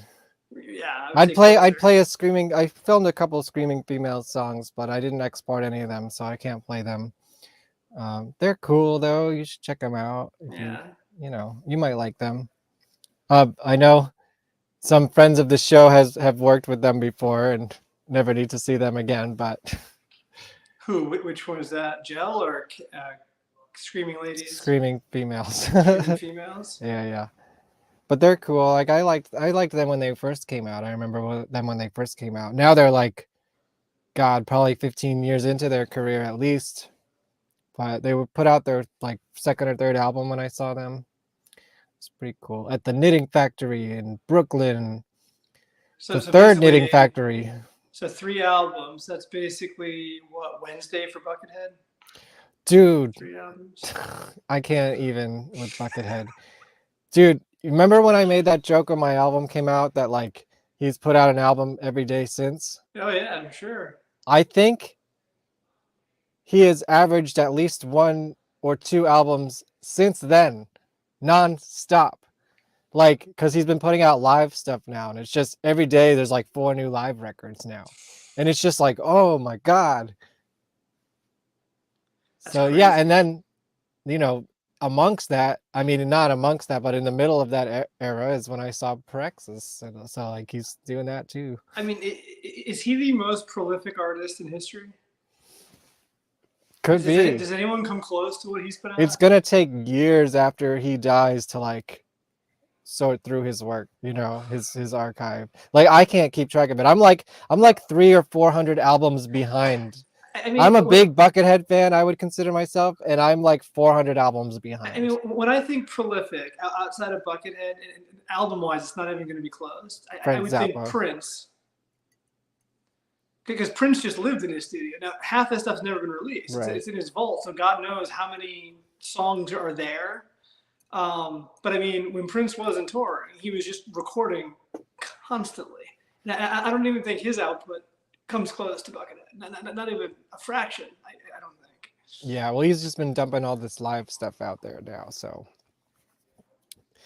you know, it's sort of, I don't know. I guess it's, would you consider those albums? I don't know. They're pikes. Yeah, I guess. I mean, it's not. I mean, I would take it out when you're considering new material, right? But still, just the sheer number of pieces. I'll call them pieces. I don't know what you would call them. Songs, Pieces. But I mean, it's unfathomable. Let me see. Buckethead. I mean, there's 8 notes. Right? I mean, no, am I wrong? I don't know. You're the expert. 7, 8, 9, 10, 12. There's 12 tones. How much can you do with 12 tones? Buckethead's done Buckethead Land. Buckethead Land. Let's see. He just put out number 450 to yesterday. So there you go. That's insanity. I mean, look at this. This is all like, let's see. I just probably went down like 150 to 100. Let's see when 367 came out. November 3rd, 2022. It's just like, wow. I don't know how this guy has so many covers ready to go. Like, I don't know how his art guy is keeping up with him. I mean, if he can put out 8 tracks, the guy can come up with a picture. I guess. You know, fun fact, I used to trade bootlegs with this guy who does the art for those. We have another guest. Are you ready to come in? Yeah. You need no introduction here. What's up? Happy birthday. Oh, thank you. What's up? What's up? I'm in Taipei. I don't know if you Holy can see this. crap. Wow. Yeah, you're living some kind of life. What's going on with you? You're touring and doing audio? Yeah, I'm doing trying to see if you can see anything I see. But anyway, yeah, I did some monitors for Taylor Mac. It's 10:22 in the morning here. I was wondering. Wait, is it the 20? What date is it there? 27. Hey, it's my birthday there. Yeah, happy birthday for real. Yeah. Mel from My Killer Podcast. Hey, what's up? What's up? We gotta, Mel and Keith, we gotta schedule a Found a Phantom episode and talk about Robert Englund. Oh man. If you want to join, the link is in. I don't know if you're in your studio or not. So Val, have you been to Asia before? Or is this your first time? This is my first time. I can tell you, I've been to Japan. The hard part is coming back. Oh, I leave today. It's going to take you weeks for your body to get back into the time zone. It's brutal. God. It's brutal. You'll be waking up in the middle of the night and won't know what time it is or where you are. I just figured out what time it is now. It's crazy. I've been here for 8 days. Do you have a show today? No, our last show was yesterday and it was a matinee. So that was good. But I fly out at 7:30 and then I'll be back in New York at 9 o'clock. the Oh my 27th. God. Yeah, you pretty much get the entire day back. You pretty much land the same time you take off, which is crazy because the time differences in the air travel. It's insane. Wow. Oh man, and my So glasses broke. you get to last night. experience my birthday for like 2 days. Oh, very exciting. Yeah. Back to the Future. Oh, Keith has a question for you.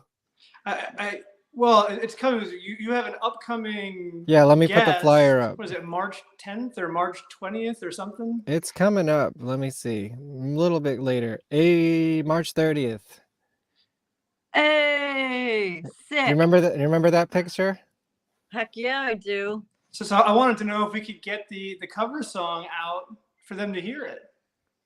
Yeah, let's do it. Because I think all it needs is your vocals. Kevin needs to get the tracks, and Kevin needs to mix it. Oh yeah. I could record. Since I will have no idea how to get sleep for the next week. And I don't have anything scheduled Tuesday to Thursday, and it's 2-minute song. Fuck yeah. But it's 2 singers, so I guess you have to be both singers. Did you know that was done with 2 vocalists? But does it need to be? No, I guess not. I mean, if you layer it, Do it as one. correctly. No, I know. It's just layering. Yeah, because Oubliette, the current and original keyboard player, was the second vocalist of that song. You know what? I did know that, but that memory has been locked up for like at least 20 years. Yeah, and then when we went to see them that first time with The Damned at, I think it was called The World at the time in Times Square. I think that's the place that became like Best Buy Theater, PlayStation Theater, all those places. But when we went, it was the WWE, The World. Right, So that's the same spot, right? Yeah, same spot. Yeah, so yeah, we saw them open for The Damned, which we didn't get to finish their show because we had to take the train back to Long Island. Well, I saw The Damned again recently with the Misfits at Madison Square Garden, so that was cool. Oh, but that's sick. Oubliette was not in the band anymore, so there was no keyboard at that show. Okay. Yeah. All right. And I'm going to be interested to see how the cover comes out because I don't know if you know the story, Val. But when my brother sent me over the recordings for the Putty Root stuff, he said, just listen to it and play whatever you want on whatever tracks. So I went through a bunch of them, and I don't know, I do like 6 or 7 of them. I don't remember. But I picked this one out. I was like, oh, but I didn't know it was a cover. I thought it was just one of Kevin's deals. So I added a lot to it, and I changed it a lot because I didn't realize it was a cover. So what I ended up doing is probably nothing like the original. Oh, send me. I'll listen to it on the Oh plane. yeah. Okay. Yeah, sure. I mean, it's been there for a couple years, but probably at this point. So you because you know the original, you're probably going to hear it and think this is really bizarre. Yeah, but that's like the best way to go into it, don't you think? I think so. Because then I sent him the real song, and he's like, "Oh, yeah." I was like, I don't know how this is going to work. Yeah, Val, are you going to be around for the Tsunami Bomb episode? You should come on with me if you want. March 30th. Yeah. No No pressure, you know. Too soon to tell, but if Yeah. I'm around, yeah, totally. But I don't have anything booked yet, but I normally don't have any work booked that far in advance. Yeah. What's up with Abbey Death? Oh my God. And how's Florida treating you? Florida's good. I haven't been there in a month. Right. But we actually have a lot of great shows coming through. So next month will actually be really cool. We're gonna go see Cyclone 9. We're gonna go see Stoneburner. We're gonna go to the Covenant show. Because someone opening. I think I'm gonna see them all at the Dark Force Fest. Oh, see, so we have basically a lot of bands at the Dark Force Fest. They're doing their little tour up to the festival. Yeah. So I'm excited to actually go see some shows. So we'll be in Tampa a lot. Is Abbey gonna play with Cyclone or? No. However. Did you know Abbey next was a member of Cyclone 9? Keith. I didn't know. I don't even know who Cyclone 9 is. You know who's in the band now? I think who's still in the band? Is he still in the band? Tim Skold. I think it's one of those things that he's in it whenever he wants to be. So Right. you could say yes, But Tim Skold, who used to be in Marilyn Manson and KMFDM. he's also in Frontline Assembly right now as well. So He's I think he's keeping himself busy. Philip is actually doing front of house for Frontline Assembly on that Gary Newman Ministry tour. Oh wow! For the whole tour or just that show? It just was announced. The tour is announced maybe at the beginning of the month. It's 3 weeks. It's in like 2,000 capacity rooms. Wow. I don't think they have I think only Gary Newman has a New York show. They're not doing the New York show with him? No, I think they're doing Philly. Okay. That's the closest they get to the whole tour. Is that at Franklin Music Hall? It is. Oh, that's where I saw Guar last time. Oh yeah, how was the venue? Oh, have you ever been there? It's the old Electric Factory. You ever been to the Electric Factory? The only place I've been to in Philly was that TWA venue and this place called Dobbs, but that it's place huge. It's a giant room, and it's got a very nice stage, and it's wide. It's just wide and huge. What? And then there's like an upstairs part where people can sit down and watch the band, and there's like a bar up there too, and it's just a big space. It's like if Irving Plaza was like twice as big, I guess. But they get the same shows. Makes sense. Or maybe that's just my perception of the room. Like it just seemed big every time I'm there. I remember it as the Electric Factory, and then now it's called the Franklin Music Hall. And yeah, and the last time I saw Gary Newman, I only caught the last few songs, but you guys kind of snuck me in.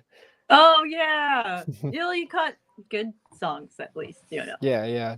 You ever see Gary Newman, Keith? You're not interested? Not live. Not live, yeah. I know who he is. I saw him once also do I guess his old school. He did one of his old albums, whatever his classic album. But sadly, I think I know him because in the 90s, wasn't there a Gary Newman tribute album that had like Garbage and a bunch of other bands on it? Not Garbage, but there was maybe, but the one I know of, it was called Random, and it was just a black cover. And every time I look at that, I'm like, oh my God, I can't believe this artist was on it. And I didn't even know who they were at the time. EMF was on it. Deadsy was on it. Republica was on it. Maybe I'm thinking Republica. It was just like an insane number of like crazy. And this was like before Deadsy had an album out. Like they did this. It was like one of their first recordings, So it was like every time I look at it, I recognize a band that I know now that I didn't know when I bought it in the 90s. It was 2 discs. Yeah, it was a great tribute record. But there was probably a more famous tribute record maybe that came out too. I know Nine Inch Nails did Metal, but I don't know if it ever actually came out on anything as a tribute album. Anyways, I was gonna say will I be able to go see Philip in New York? But I guess not, huh? Yeah, he might be on tour again in November. Okay. But that that is not confirmed. But if that tour does get confirmed, he'll be in New York in November. But we actually hope to we have a potential Coney Island Theater show booked in August.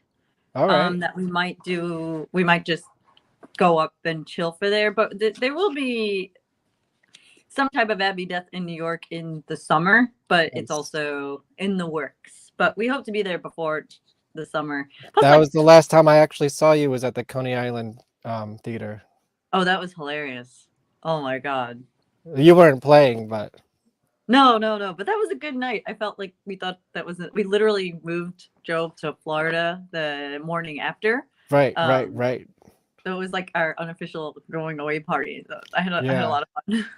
Yeah, we saw the Destruct Principle. Also, past episode on the VonPod. Check it out. Wait, what happened to your episode of their talk show, the Mary Lou's talk show? I thought it was up and then it was like gone. I couldn't find it anymore. They only aired it on like TikTok and not really? TikTok, Twitch, and Twitch, like some Twitch channels, like it's only up for a week and then it goes away.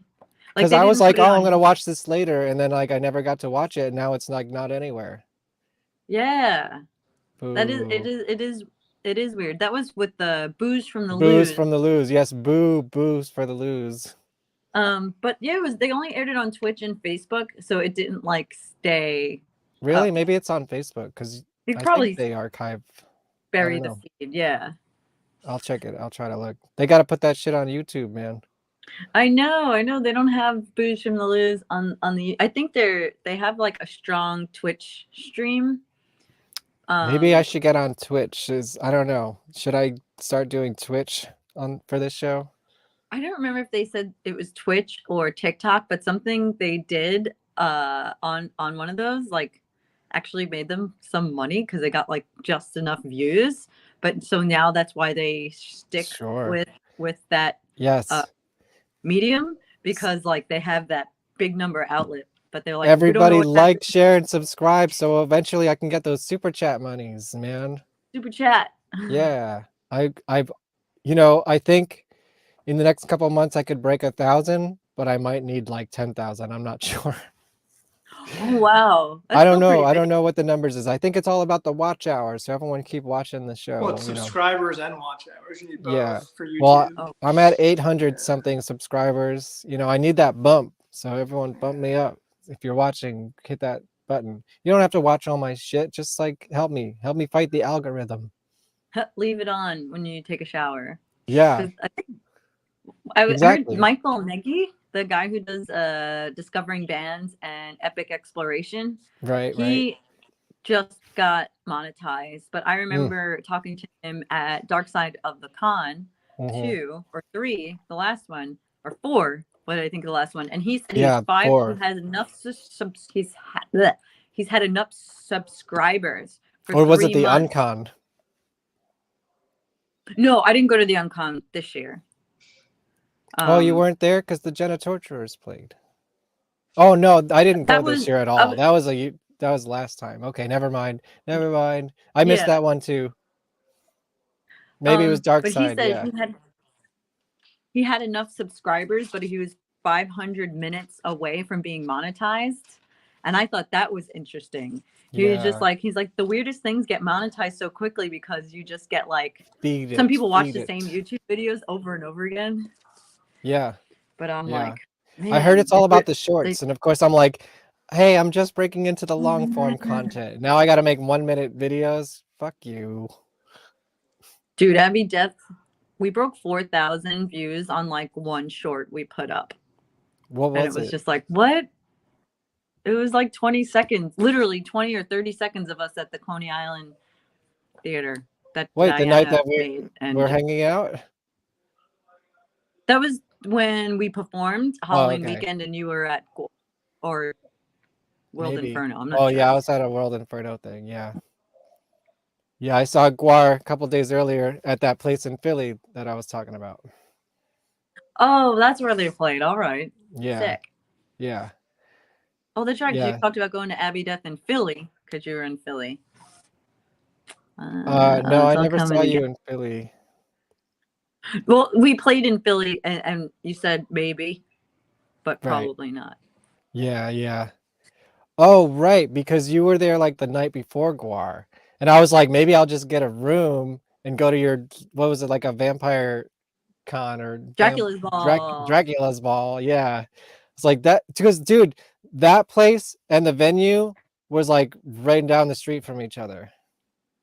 Oh, no way. Yeah. So I was like, maybe, but it was like, I don't know, too expensive, probably. And it was like a Friday night or something. Yeah, and I was already taking off of work to do the Halloween stuff, so it was bad. Yeah, but how was that show? Was it good? How was Dracula's Ball? Yeah, that's like a crazy party, right? We did really well. I saw the Birthday Massacre with Kite there the month before, and it had a really great crowd. I love the Birthday Massacre.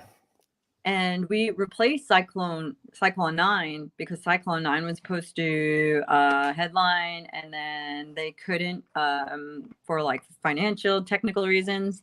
And then so they suggested us, and Patrick was like, okay, they're local, and but I had to tell you, we did just as well as the Birthday Massacre and Kite, but probably because it was Halloween. But Right. people actually knew the words to her songs. But do you know in like the first movie Rocky, when Sylvester Stallone like wins the first fight and then like the dude just pays him like $50? I don't Even though, remember that part, but I believe you. It's well, been probably 30 years since I've seen Rocky. oh, it's so good. That's one of my favorite movies. Anyway, it felt like we were in Philly and it felt like, oh, you did really well.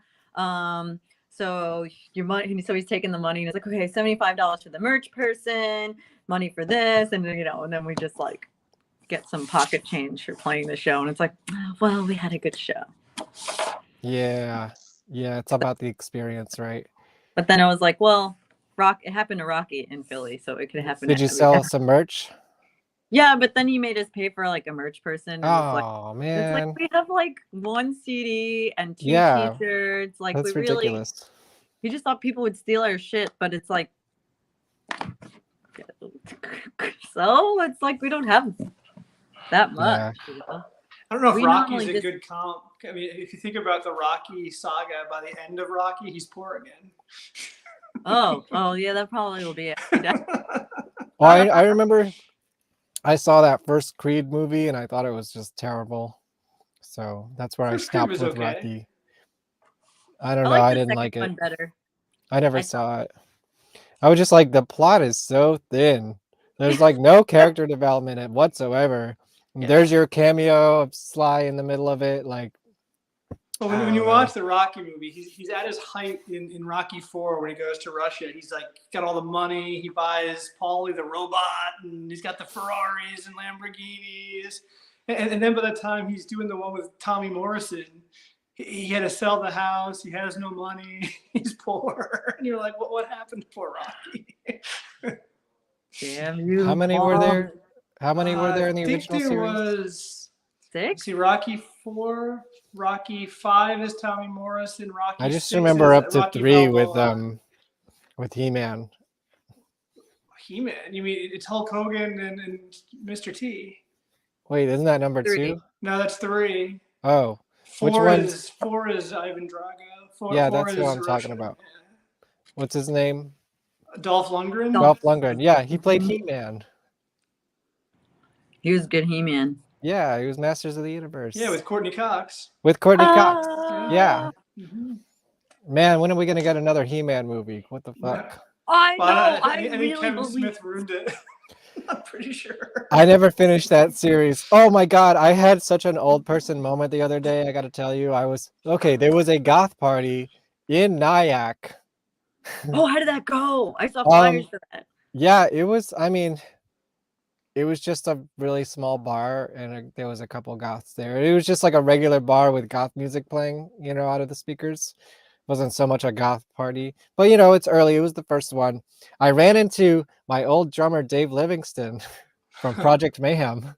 Oh wow! And you know what? I think he's gonna fix our 8-track for us. Oh really? Yeah, and he has some old tape that he wants me to transfer. So we're gonna do that. Remember, I sent you a bunch of tapes, and we thought there was more. I think I found more.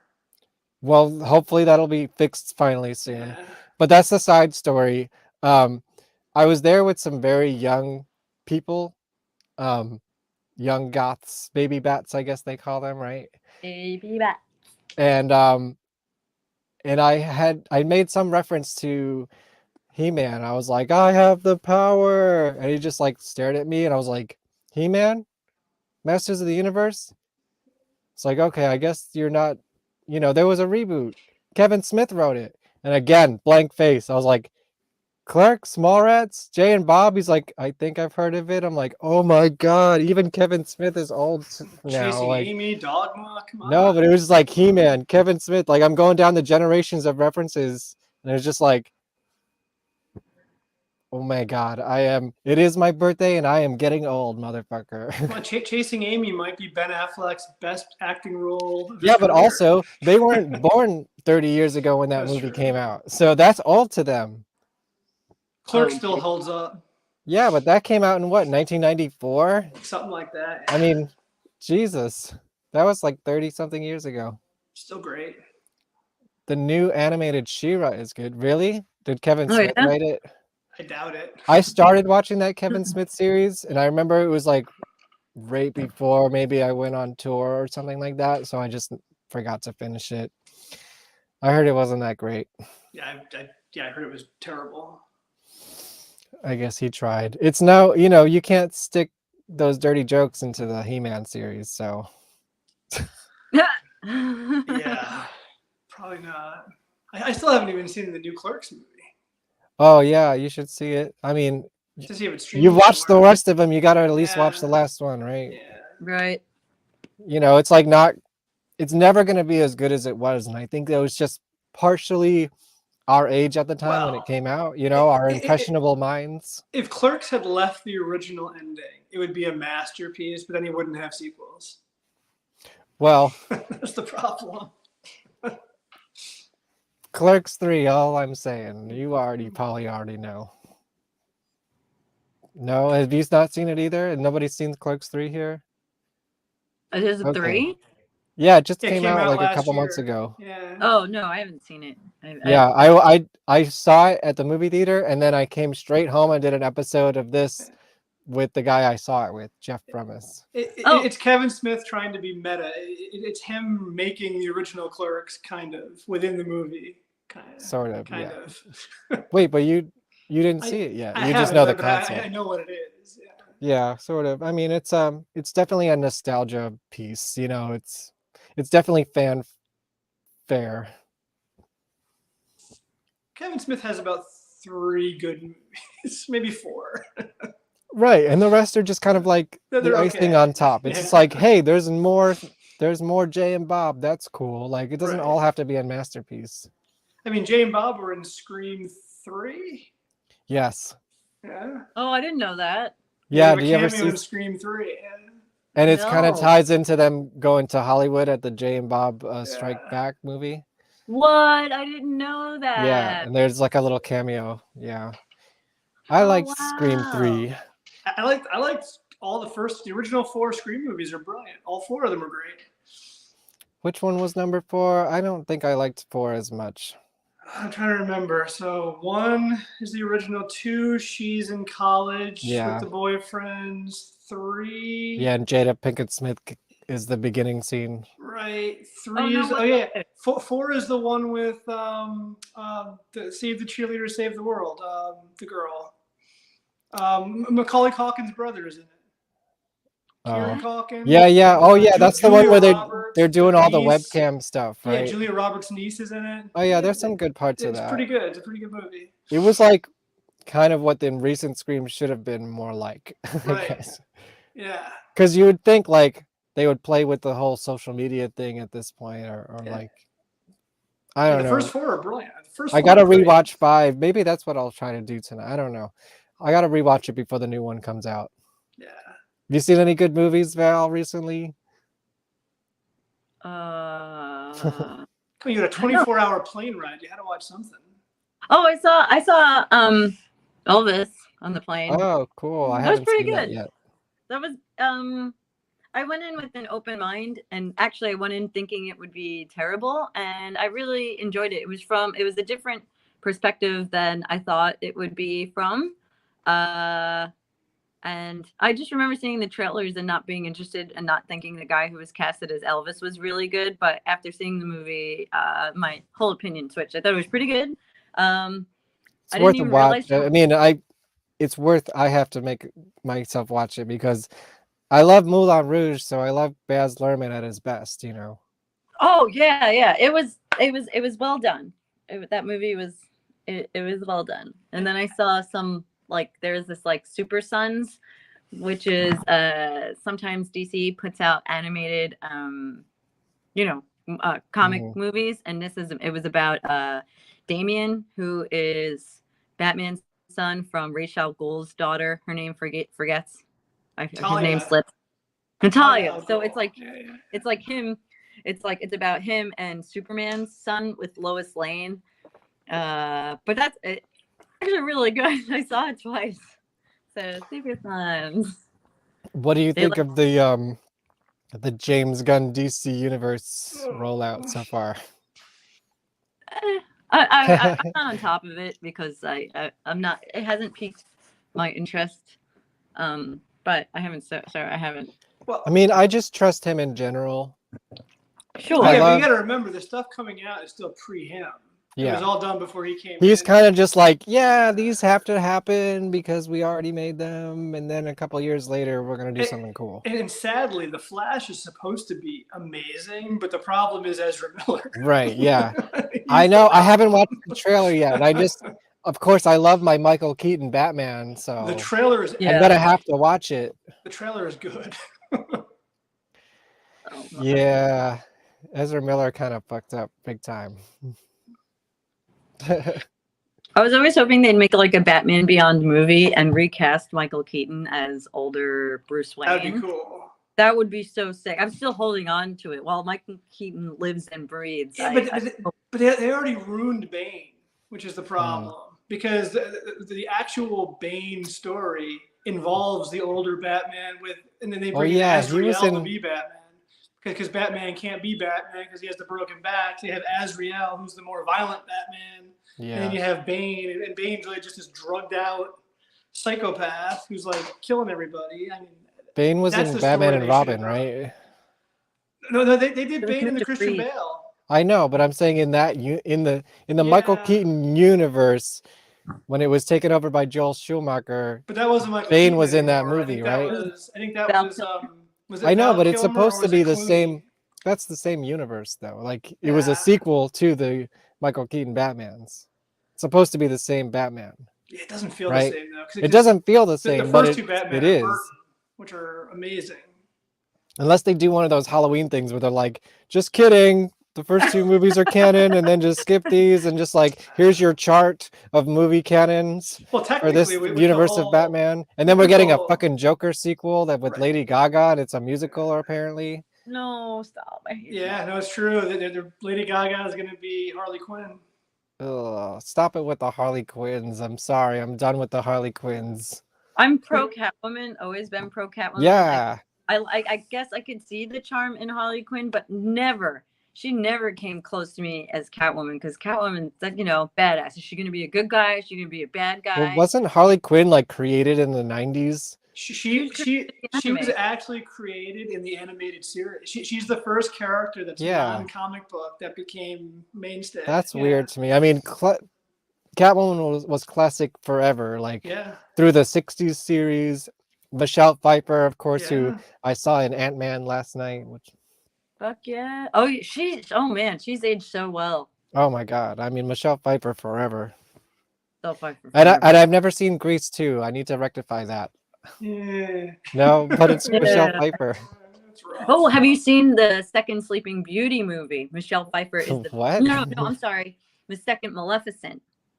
It's No. Angelina Jolie. I versus hated the Michelle first Pfeiffer. Maleficent, so I never watched Me it. too. The second one is fantastic. Really? Everything they fucked up in the first one, they changed the prince, and the prince is Prince Philip, and they actually cast someone who looks like, my Philip. But Michelle Pfeiffer and Angelina Jolie, the second Maleficent is great. Well, I do have Disney Plus, so maybe I'll have to watch it. I recommend it. I'll check it out for Michelle Pfeiffer for sure. The first one was terrible. Oh, so terrible. I couldn't even finish it. I couldn't even finish it. But I was like, how do they mess up a character so hot? And that's how I felt about the Catwoman movie too. Oh yeah, the Halle Berry one. Yeah. I was like, you don't really have to do anything. It's all there already. They brought back Catwoman in the Batman. Right. Well, we'll see where that goes because I know there's going to be sequels to that too. That last Catwoman I thought she was perfect. She was good. Perfect. Michelle Pfeiffer is always going to be Catwoman for me, but I respect all of them, in their own right. Of course, what's her name from the 60s? Oh, there's two of them. There's three of them. There's three of them. Martha Kitt is what I'm Newmar. talking about. Julie Newmar, and there was a third one. Eartha Kitt and Mayweather, something like that. But she looked exactly like Julie Newmar. So it was hard for me to tell what episodes it was Julie Newmar or Mary Mayweather, something like that. It sounds like. Floyd Merriweather? No. No. But Well, maybe Yeah, go ahead. Oh, that was it. I was just saying. Great. Eartha Kitt, was yes. Great Catwoman's. Oh, yeah. How Well, do you fuck it up with Halle Berry? It's like, come on. No one's it was fucked that really role up bad. before. Yeah, the costume too. Like, how do you make Catwoman? I don't know. I don't want to put out the negative vibes here, but yeah, it's I too thought she bad. looked great. It's too bad that one. That was a She did- Batman universe kind of just like, wow. Maybe cash grab or something. I guess. Yeah, it didn't go anywhere. They didn't do any sequels. It wasn't like part of any universe, right? Movie cinematic I universe. think it bombed so badly they didn't make a sequel. Well, they didn't even call her Selena Kyle either in the Oh. movie. So I think it was just whatever. They just took the name Catwoman and made whatever movie they wanted. Yeah, I only watched it once, so maybe it's worth a revisit. You know, No, as like a like in the way that we watch bad movies because they're bad. Maybe What are you gonna there's some Mystery merit in Science it. Theater it? I mean, not personally, but like in that vein of, you know, watching a movie. Sure. There's too many other movies to watch to go back and watch something that bad. Yeah, I guess that's also true. Yeah, I need to like watch some new movies. I don't watch enough movies. I watch too many TV shows. If you want an interesting take on a superhero movie, I don't know if you've seen it on Netflix. I actually know it's on Amazon Prime. The Samaritan. Never heard Oh, of I it. saw that on the plane. Really? With Sylvester That was Stallone. great. I It- didn't it's think a- it'd be good. It's a very interesting take on a superhero movie. Okay. What's the premise? The premise is you had these two twin brothers who were, one was a good guy, one was a bad guy, and they basically die in an epic battle, or they're thought to be dead. And then years later, a lot of people believe that the good guy is still alive. And then when things start to go to shit in the town, some little kid thinks he finds him. And you have this whole thing about this older, it's Sylvester Stallone. Does he play himself and his brother, or what? You got. I don't want to Okay. give it away because there's some twists, but it's an interesting take on a superhero movie. It's grounded more in reality. That movie had some janky VFX towards the end. Yeah, but it's worth a watch. Okay. All right. Worth it. I enjoyed it. I thought Sylvester Stallone was like pretty bad. He brought what I wanted him to bring. Did you feel connected as a twin? No. No. I felt more. I was too busy like happy that Sylvester Stallone was doing Sylvester Stallone things. That's fair. You know, I've never seen any of the Expendables movies. I should probably just do that as either. a trilogy in a day kind of thing. Yeah, don't expect much. They're like just bad canon action movies. Well, yeah, I would hope so. Isn't that what we want them to be? Yeah, but yeah, every scene has an action star in it. Though. And they tracked down Rambo just as as fast as they can. could. Oh my. Green jelly. Little Oh bit. man, should I premiere the thing? Yeah, you should. It's Premiere getting the late. thing. I should premiere the thing. Yeah, you know, I feel like we could push this another 5 minutes and just do a 2-hour show and call it there. I have to leave in 5 minutes. Oh, That- perfect. This is let's see. Oh yeah, I have this over here. Guess what, everybody? I finally made a theme song for VonPod. Ooh. Sick. And I made a little video intro for it. So now I have an intro to my, you know, it could change a little bit over time, but here's this is the first mix of it all. Are you ready? Yeah. VonPod. Welcome to VonPod. I've got chicken heads and deli creeps, scary monsters and super creeps on VonPod. You're listening to VonPod. With aliens and scum dogs, I hope you're here to chat along to VonPod. You can watch and chat with us live. Like and share and subscribe. It's always a surprise. You're watching VonPod. VonPod.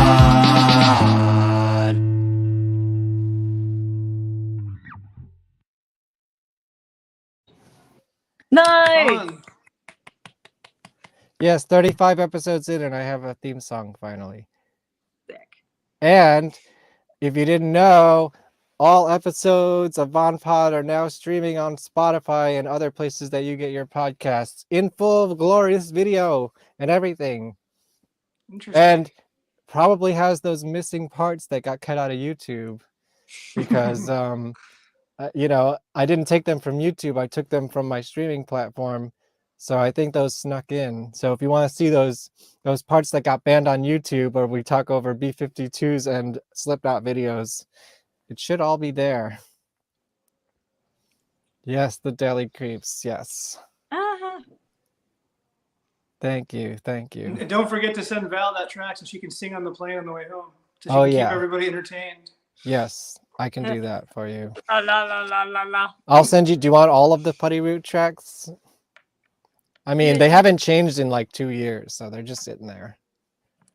Hey man, I'm down. I still think. I mean, do I'll that. do I mean, focus on that one, but like just for your listening pleasure, like I can send you the whole batch. Alrighty. Are they Yeah. mixed? Yeah. Oh. What are I we mean, they're waiting for? as mixed as they've been for the last couple of years. I mean, I know you've heard them at some point, but I haven't really worked on them. It's been, God, we've been doing this album for like 10 years now. Oh my. So what? Call it American democracy. Yeah. Hey. I No, hear that. Val's got a whole like cover plan and everything. I don't know. You have a plan for the visuals, don't you? I guess. Yeah. Is that all we're waiting for? 'Cause No. Sometimes I mean, we need you to record vocals. It's really what we're waiting for. Oh, it's on me. And you were going to come to me to do it, and then I moved out of New York, and then you moved out of New York, so. It's time. I still feel like I tell you something is perfect and should just be out there. but I There's don't like even- there's like 2 or 3 songs that are done. Blank is done, Valentine's Day is done, and that's Should pretty we much, just I do think an that's it. EP? Is that a good idea? I mean, we could. There's different things that we could do. I mean, but if we're gonna do cover songs, maybe that should be a separate thing. I don't know. There's a lot of ideas I have. Well, I mean, the only thing I would recommend is the more you can put out at once, the cheaper it is to go put it on the distribution service. Yeah, but the longer it Otherwise, is you do to a finish. multiple. That's true. So it's like you know, it's already been like 10 fucking years. I mean, yeah, those songs are pretty much done in my opinion. I don't know what we're waiting for. Oh. But That. you know, I guess I was hoping we would probably like roll it out and maybe play a show or something. But since that's not really an option anymore these days, at this point, you know, let's just get some shit done and then like see where it goes. Heck yeah. I'm down with it. I do have to sign off. I Okay, have a yeah. I flight think that's about coming up that time. So happy birthday, brother man. Thank Happy you, birthday, thank you. Kevin. Great seeing you, Keith. You too. Oh, Keith. Safe flight. It looks like we're moving to Seminole Heights or Tampa Heights. I don't know, but there you go. I have to look at the neighborhoods. I can tell you, I'm in. Where am I? In Citrus Park. Oh, see, I don't know. We're Northerners living in Florida. No idea where we are. I'm about 8 miles from downtown Tampa. So. I will be 8 minutes away from the brass mug, if that. Okay, that's about a half an hour for me, the brass mug. Not bad. But I know where it is. It's literally 2 turns from my house, the brass mug. That's closer than I can get to the city. All right. So long, Well, everyone. well, you better go see Abbey Def if they play in Florida then.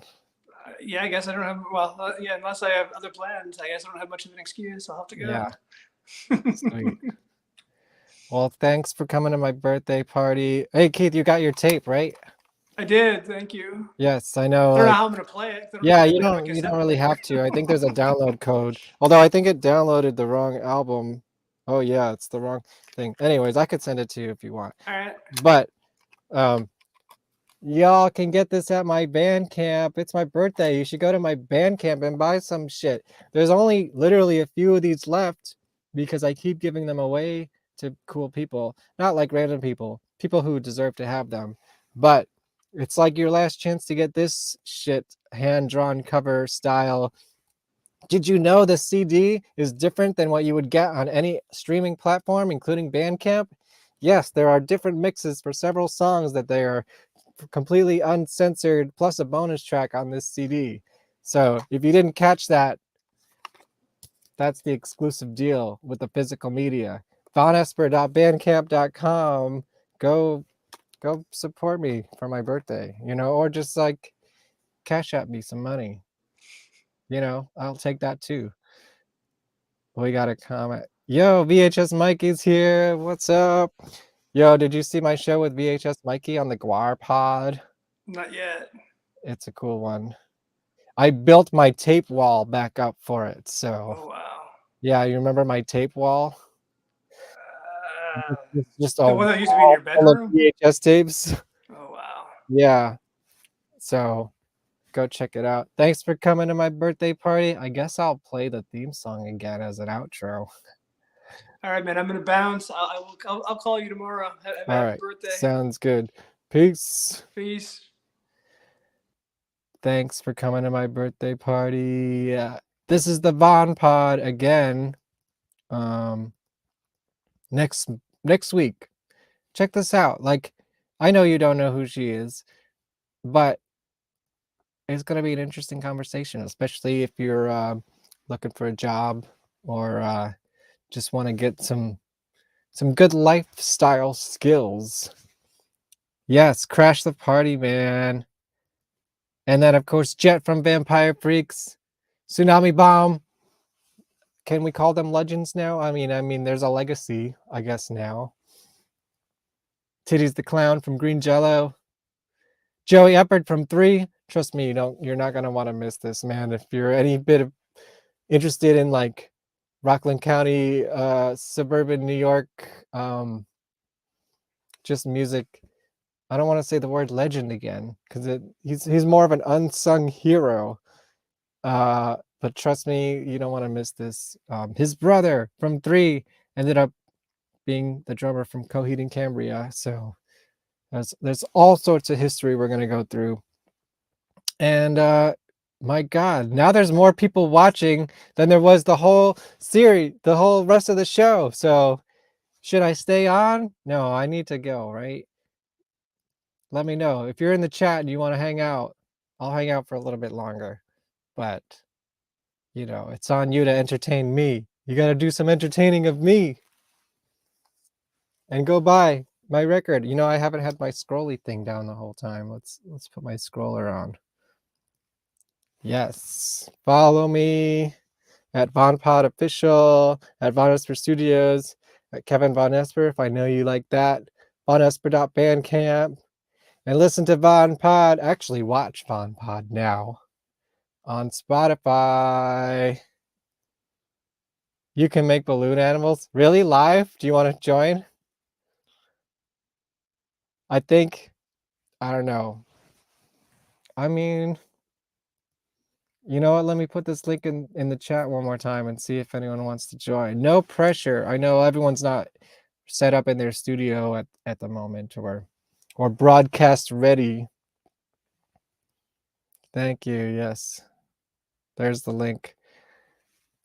I think you can copy and paste it from the chat. Oh, yeah, that's fair, dude. I'm going to be like that soon. Even better. Yeah, well, you got a fan. You got some fans. That would be a different kind of show. I feel like I would have to join you and take off my beautiful tie, but then where would I put my microphone? Where would I put my microphone if I took my shirt off? Yeah, I think that's the end of the party. Oh yeah, here's another thing I wanted to show off. Because I got it in the mail recently. Survival Guide. Request Hotline, Volume 1.5. This is the previous singer of Tsunami Bomb from their classic era, you would say. Survival Guide is her musical project now. And this is cool. It's all covers. Side A are 2 AFI covers. And AFI was very instrumental in the past of her band Tsunami Bomb. And side M, which are Misfits covers.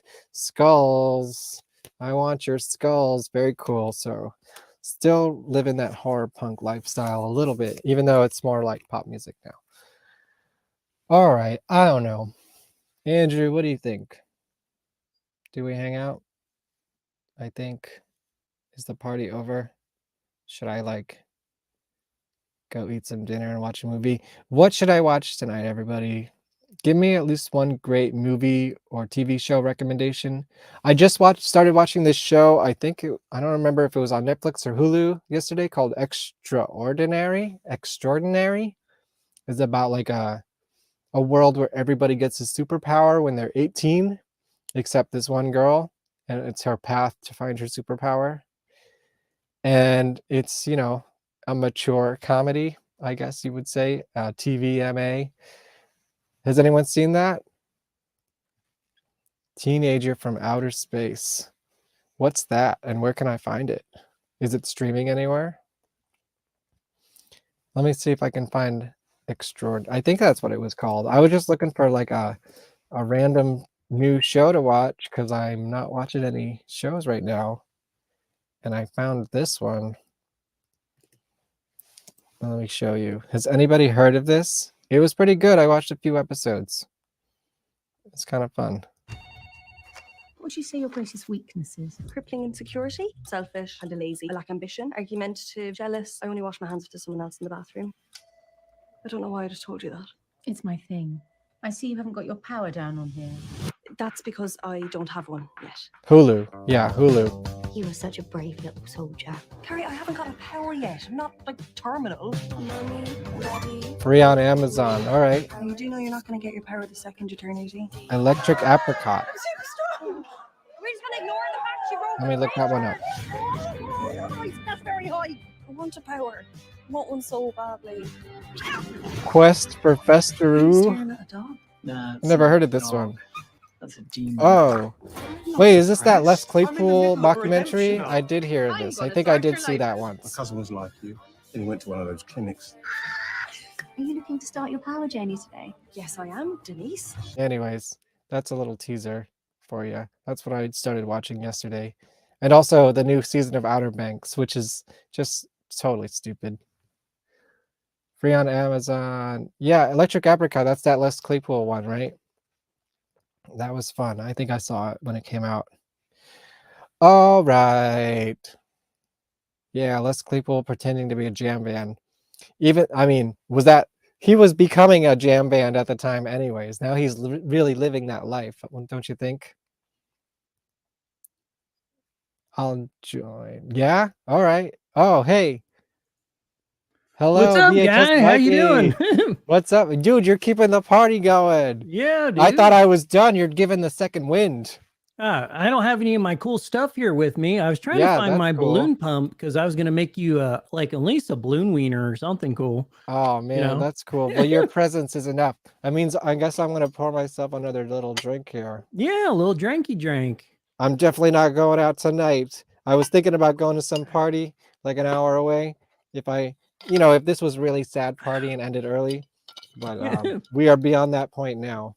I'm not used to broadcasting in my living room, so Yeah, how's that feel? Feeling feels like weird, man. I don't have anything fun. feeling to a play little with. naked? Yeah, but it's okay. I know. It's your birthday, you know. That's cool. Well, that's funny because I think I just sent you some birthday presents. I guess you didn't get them yet. It just went I out. haven't checked my porch, but maybe there's That's something fair. out there. Yeah, I need to send you that tape anyways, so I'll have your address. you'll then. have my address. You can send it there. Yeah. That'll be a I birthday thought present. it's always good when you can get rid of a couple tapes to clean up some space, duplicates of things I had, or like actually I sent you a tape that was made about 20 something years ago of like a documentary I made about my bands back then. Actually, Val, who was just on the show, and me had a band, and I made a documentary about it like 20 something years ago, and some other stuff I did when I was in high school on there too. I have a feeling you've been in a lot of bands. I've been in a lot of bands, but most of them are not like notable, like people wouldn't have ever heard of them. Oh, those are always the best ones, man. Yeah, that's why I'm trying to like keep those legacies alive, Hey, Yes. I've heard of Green Jello at least. Right. Green Jello is the one famous one that I was in, but I can't claim to be part of it during their like famous period. You know, I definitely came in as a fan after the fact. Well, you're just the start of their next famous period. That's right. I actually do have some ideas. I will tell them to whoever will listen. So I'm going to tell you here now. Fuck it. I think I've said this on the cast before, but I don't know if you've heard their last album, Garbage Pail. What was it called? Garbage. Fuck, I forget my own band's name. I don't know. of That their sounds record. awesome, though. Yeah, Garage Band Kids. It was a parody of like the Yeah, GPK, man. Yeah, GPK. So Garbage Pail Kids. And since Green Jelly is now kind of like a collective, this was kind of like each local band would submit a song for the album. And so it was each recorded by like that band. So there's not really a consistency of members throughout the album. So it sounds a little disjointed. Very cool album. Definitely check it out. I'm not on it, unfortunately. But I think the next record should be everyone playing every song on it. So if we could all write a few songs to submit to the new Green Jello record, and then have a very basic recording of it that every band member could add their own parts to, and then send them back, and then mix it all together like a fucking punk rock orchestra, and just have like 100 guitars on every track or whatever, however it's going to be, like, and the more unique your part is, the more it will rise to the top of the mix. You know what I mean? It would be a nightmare, but I think it would be a great idea, because after playing those shows, you know what? Maybe I can pull up some of that footage. Have you seen any of the footage from the last tour that we did? No, I have not, but you should share it with us. I mean, I definitely did an episode about this, but so this is rehashing for the few people who have watched it, but still worth it. Where would I find that? Let me think. I gotta grab a hard drive here, I think. Now I'm just like wandering off. I'm just like plugging in random shit and see if it's here. Like everything's in arm's reach, so I'll find it. But I'll show you, like, we would just have anyone who was part of Green Jelly could show up and do the show. So we would just have like 30 people on stage playing guitars. It was nuts. And like hilarious in the most stupid way, of course. Well, I'm glad your birthday is working out for you today. It looks like there's people in chat, so that's always nice. They seem like good people. There's a couple people. If you're in the chat, send me a chat. And if you want to join, the link is out there. Yeah, come hang out. No pressure, This is just like this is a hang. It's not a normal episode. Yeah, I put on pants for you, man. I know. You should be See, honored. Put that effort in. Let's see if it's on this one. I always feel weird without all my set and everything. I feel like it's normal me. Now I feel like the whole thing is a green screen. No, it's I know it's not, but like, because it's the same microphone, right? Yeah, it's just a big backdrop I hang up. Because I don't like green screens, because I can't use any green lights, and or I'll disappear. And I love green lights, and they look good with fog. So let's see, Green Jelly Tour 2022. Cool. Let's see, where's my exports? All right, let's see. Do you want Three Little Pigs or get us Anarchy? Let's do Three Little Pigs, just kind of, ease into it. Just as long as you don't get clapped by YouTube. YouTube will clap your cheeks. Oh, yeah. I think I've played this here before, and it's like original audio, so it's not like the studio version. So hopefully this will work. All right. We need everyone here to make some noise! So that's me in my dinosaur costume. Look, there's a guy with like a saxophone. It's just like whatever. There's people in the audience playing guitars. I was just saying, it looks like the audience is there. Yeah, the audience is the band, basically. Oh, man. I think I've played shows like this though, not with Green Jello obviously, but Right, where right. everybody just like all the bands start rocking and then some of the audience members. Well, I mean, it's just the band can't fit on stage. So if you're on a wireless system, they just walk around, you know. And there's Titties. There's Titties the clown, who's going to be on the. I just saw on the Titties. That's podcast. awesome. Yep. He's playing a triangle. He's always got a cock in his pants, if you know what I mean. It's a chicken.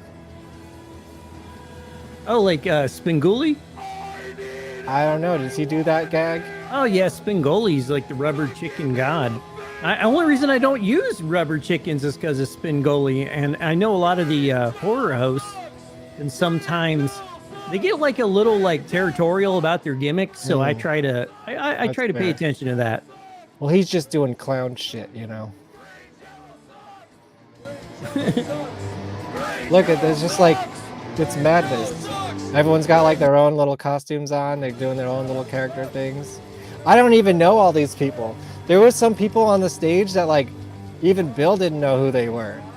And it was like, yeah, I'm in your band. It's like, oh, okay, I believe you, I guess. Well, I haven't seen Bill in a long time, man. Oh yeah.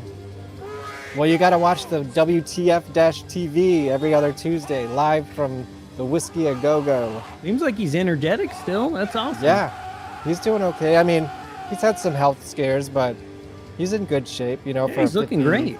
I don't know, maybe he's like near 60 years old now, which is nuts. 60? He looks that good? Holy shit, I hope mean, you I gotta look think. that good at 60. Fucking Three Little Pigs came out in what, 1991? Jeez, man. 21? That was like 20, almost 30 years ago. I think if he stopped rocking, he would 30 age something years ago. rapidly. So I'm glad I know. that he Yeah, never he- stopped rocking.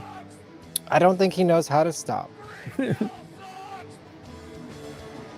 of course, we haven't even started the song yet. Oh, that's okay. He's the master of just like You killing work with it. time. Yeah. We play a lot of the E note.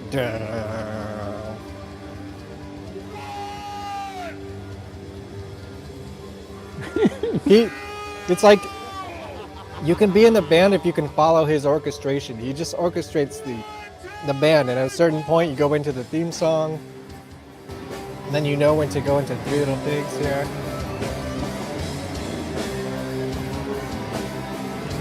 There's like all these different bass players. I feel like we should be singing. Don't streaming up the city. Grab it. Oh, move to Hollywood to become a star. This is like my whole 16-year-old life. Yeah, and this was summer 2022. Oh, this concert? Yeah, this just happened. It last feels year. the exact like the same era. I know, right? Yes. Everyone put up your metal horn. Actually, everybody give me the finger. Oh Give me man, the I always have finger to in look. the chat. I Give have me the trouble finger. controlling my hands, so there we go. Yeah. I have to like force my hands into a middle finger, so I can never just spontaneously flip people off. Yeah, that's fair. There's some kind of weird disconnect there. There's fucking, you know, all the... See, he doesn't really wear the costumes anymore. He just lets the audience wear the costumes. So basically, if you're there, you're part of the show. Is that a Bulbasaur? Maybe. Do they got like a Pokemon gimmick on one of the albums or something? Not that I know of. I think they're just very Pokemon-looking puppets. I think they're pigs. Yeah, I'm amazed that YouTube has not clapped this either, Summers. Well, it's such a mess. I mean, it's so different than the studio. I don't think they're going to clap this as like a... I play like You know, 3 this is seconds actually of a... something. Go ahead. Yeah, but it's not like from the CD, so it's really live. It's from the soundboard. It's really from the soundboard. I always want to cover rocker tapes, and I can on my channel. It drives me nuts because I love my rocker tapes, you know? I know, that sucks. You could probably play some of the video without the audio. Well, I'm going to put out a VHS where I get to cover some of the stuff that I can never cover on YouTube. Yeah, that's a good idea. And just make exclusive episodes for VHS. Yeah. I'll probably put it on DVD and Blu-ray as well. You know, Sure. but Yeah, I gotta sell those. Not everyone has a VHS player. Yes. Well, I'll buy right. one just to, I mostly buy VHS just to look at them now. Well, that's okay. There's all kinds of different types of collectors. Yeah. If I'm gonna buy a VHS. I pop a tape in every morning, so Well, it's just good for the health of them. feel free to do an episode on whatever. If you want to do anything on the stuff I sent you, I consent. It's like some stuff I made when I was in like early college and high school. Oh, and it's on tape. That's awesome. It's on tape, yeah, because that's still was what we were using. We were just getting into DVDs, I think, at that time. Just the drums. Yeah, there's like a slime back there too, like a Dragon Quest slime. Maybe everyone makes their own costumes. Betamax by any chance? I only have a handful of Betamax. I wish I had more. I love them. I'm starting to fall in love with them. Do you have a player for them? I do have a player. I just had one donated to me. Nice. Everybody knows I'm the tape guy in town, so I just come home and there'll be shit on my porch that people are trying to throw away.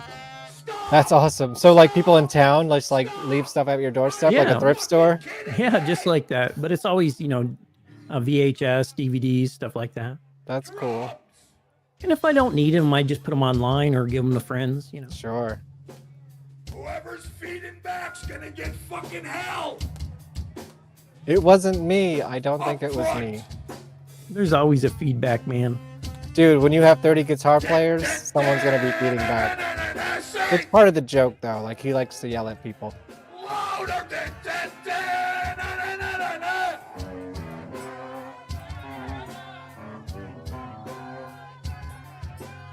But this was, I think this show, let me see.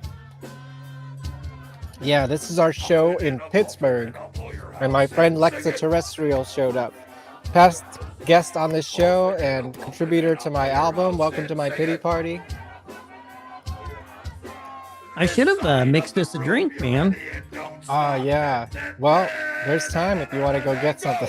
Oh, that's okay. My buddy, he's getting off alcohol, so he donated me all his liquor. Oh my God. And I'm like, I don't even drink, unless I got company or something. I rarely drink, but if I'm out at a show, maybe I'll have one drink just to support the fine establishment that I'm in. Yeah, and, sure. Or if it's an occasion like this, I'll have a little something, but it's very few and far between. And you got to cool your nerves too, a little bit. Yeah, I don't have the tolerance for alcohol like I do for possibly other things that are legal in Trying to New set me York. up a makeshift set here. Yeah. Everyone sit down. Keep the horn going. Sit down. See, literally we just played Three Little Pigs for half the set. I said sit the fuck down! You!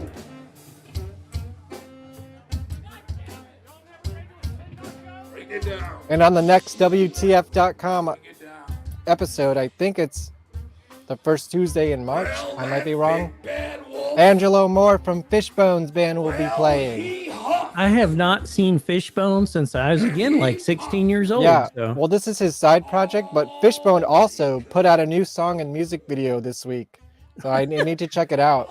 I did not know that. That's yes, awesome. that is news. Fishbone has a new music video. Yeah, baby. I'm gonna give it the big pump.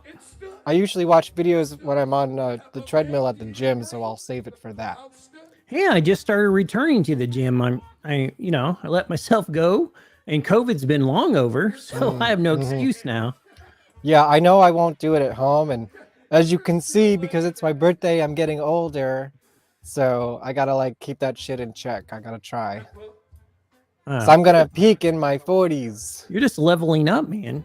I am. See, I got one more year before I'm 40, and then it's then I'm gonna be at my peak, or that's when I'm I don't know. I think I'm still building to that point. Hey, yeah, you got plenty of time. And that is a wolf head from Wolf Spit, being worn by Slim Jelly, who is a past guest on this show as well. Peppa, come over here, have a seat. I feel like I should be busting out some stuff, but I'm kind of just enjoying these jams. Dude, enjoy the jams. We're just hanging out tonight. No pressure. Bring it down. Bring it down. Bring it down. Peppa! Is that the original puppet? It looks a No, lot like it. not for a long shot. On the pig, where the big bad wolf touched you. In the butthole. Just a straight up big bad wolf bloop. That fucking poor saxophone player. How many people here? We're all just chilling. I used to Look, play there's the an upright clarinet. bass player. Squirrel's playing an upright bass. It's like the weirder instrument you have, the more it'll rise to the top of the mix in Green Jelly. It's actually kind of the coolest version of this song. Dude, we do this every night. I mean, it went on tour. I was only on 3 of the shows on this tour. So how long do the shows last? Like 3-4 hours? You know, when I was on tour with them in 2008 and it was like a proper band, proper tour, some of those shows would go like 3 or 4 hours long. These usually don't go past 2 hours. Oh, I got some more beverages down here. Yeah, dude. Peppa Pig, get up. Cheers. I just got done recording, so I always end up with like 40 of these just laying around. Right. Yeah, what are you recording today? I was just doing I'm basically showing off people's cribs right now, like their VHS cribs, showing off their collections. And I was just trying to get ahead of the game a little bit, so I recorded 2 today. Nice. Yeah, I hope you got my photos because I deconstructed my wall. Oh, that's awesome. I'm not doing them in any particular order. I'm just like, if I get an inspiration that day and I think of somebody, I'm like, oh, they're perfect for that, you know? So Hell yeah. eventually I'll get to everybody. Nice. A couple of the big guys are kind of upset that I didn't get to them right away. I was like, well, I want to do the little guys too, you know? Yeah, everyone's got a chance on this, you know. I'm a patient man. I don't. Yeah, see, this is where he ended the song. Like he just decided you got to follow the puppet master during these shows.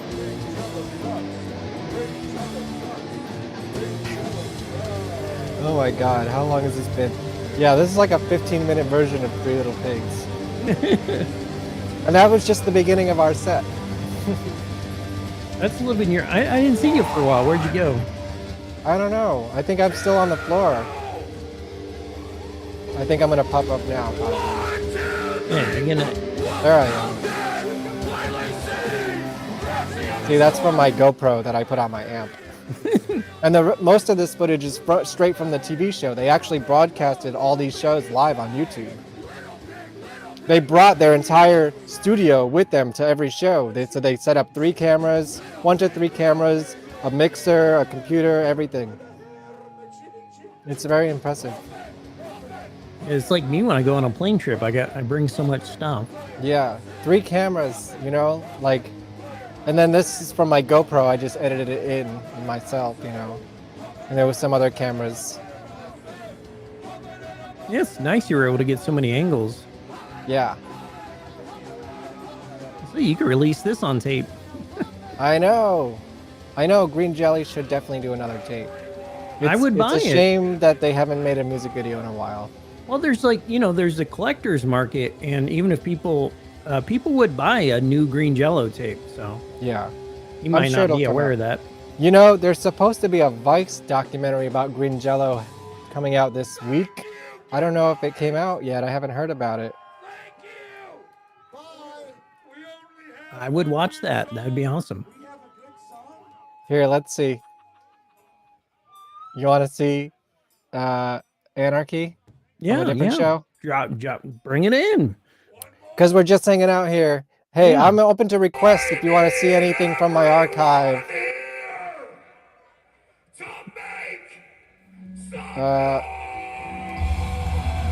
My friend would be going crazy. He'd be so excited if he was here.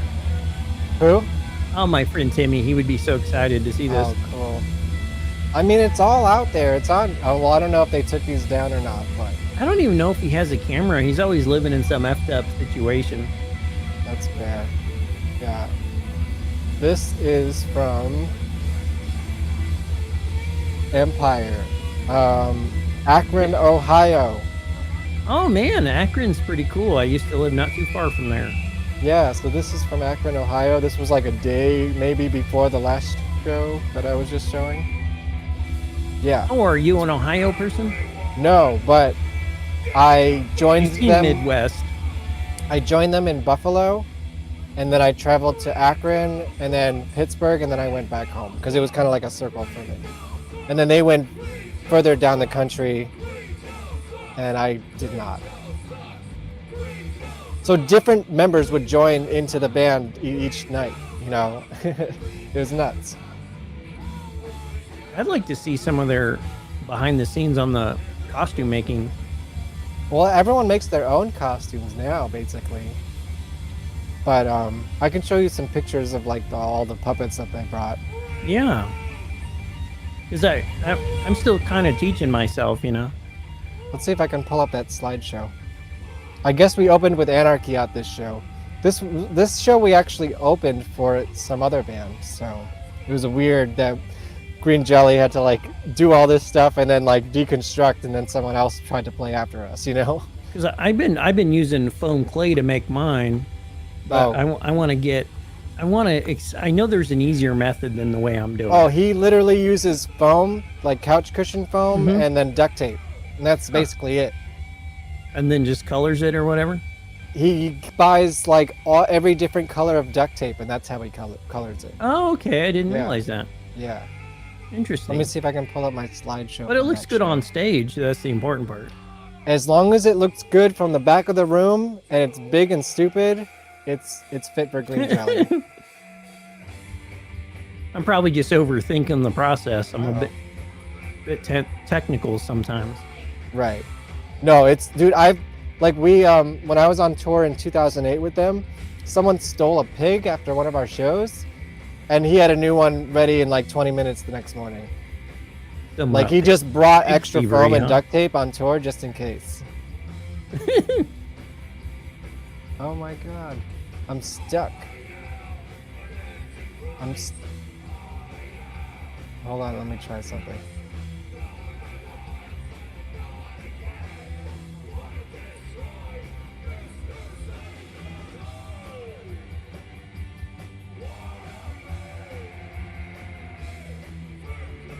I feel like singing.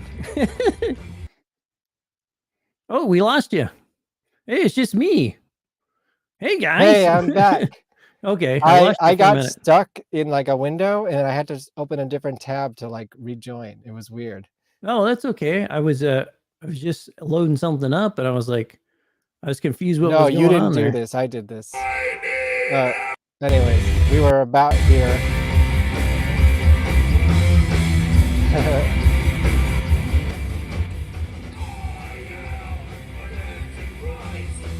Yeah, Green Jelly's stupid.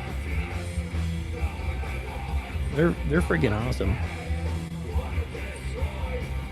Yeah, what oh, it didn't load up. something was happening. I'll just go back. For some reason my cartoon didn't load. Oh no. Something started loading though. Oh, did it? I might have some of your cartoons still. Let's see here. No. Yeah, it's not loading for some reason. That's a Aw. shame. That's a shame.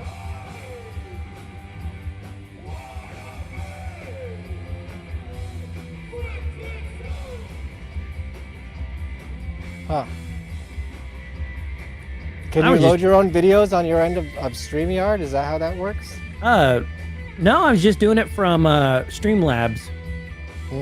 Taking Streamlabs, and I have Streamlabs as a virtual camera, and then anything I put in Streamlabs, I can put in my window. Gotcha. So it kind of gives you a little bit more control when you're on somebody's show. You can sneak shit in, you know? You get it. Green Jelly sucks. Yes. I always feel bad. It's been a long time, you know, so I don't like to say they suck anymore because nobody's in on the joke anymore. So, I don't want to Yeah. hurt. I don't want to make it sound like I don't like them because I love them. I know, but they say it to themselves. That's true. That's true. It's like their own motto. And, green Jell-O at times really does suck. So I can attest to the fact that they also suck, but sometimes they also really rock. I mean, sometimes you get Danny Carey in your band and he becomes the most famous drummer in the world. And sometimes you suck. That sure looks like the original Barney mask. Oh no, that's definitely not. But I wish. But when I was on tour with him in 2008, we did have a bunch of the original masks like under the bus. They were like not doing well, but we had them with us. So I saw some of the some of the stuff from the serial killer tape was still there. And did you ever watch Mr. Show on HBO? Yeah, certainly. Yeah. There was remember that episode about San Francisco and they had all these puppet heads on? Those were made by Bill. They were very green Jell-O style puppet heads. I wonder if I can pull it up. You're new to green Jell-O? Oh, yeah. Well, welcome to green Jell-O. It's not much different than it was, I don't know, 20 years ago? Yeah. No, it's still stupid. And the only difference between then and now is about 1,000 members. Well, a much bigger audience, too. I remember them, having those giant crowds. Yeah. I mean, they only actually went on tour once, like as a famous band, and then they just stopped touring for like 20 years. And then I joined their next tour in 2008. So it was We always wanted to open up for them. It was like our dream. Well, they are booking shows for this year now, so you should pay attention. Maybe you can at least join the fun. I was enjoying your green Jell-O stuff. You got some more?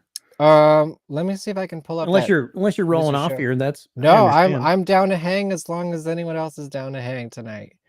I just, you had some people in the chat, so I was Yeah. like, If anyone is anyone else in the chat, give me a comment. Like, show me that you're alive. Well, Mr. they might be Show, drunk or Sam. something, or smoking I a might bowl be or something. drunk. Yeah, that's what I haven't done since I started this show. Oh, Well, that's why they have stop cam. okay, check this out. This is from Mr. Show. I'm gonna turn the audio off. I was gonna say you're gonna get clapped hard. Look, those are green Jell-O puppets. Oh my god! Some of them became characters, they- and I was like touring with some of these heads. So Green Jell-O made these for them? Yeah. I did not know that. That's awesome. Yeah, and there's Better Call Saul. I was gonna say, right I there. want my lawyer. Yeah. So yeah, those were green Jell-O puppet heads. And in the first episode of Mr. Show was I need a party mask. a parody band called Pucifer, which became a real band later. And Hey, it was I'm those familiar with guys from Pucifer. Tool. Yeah, because Maynard from Tool was living with Bill at the Green Jell-O loft, and that's why he was in Green Jell-O, and that's how Tool formed.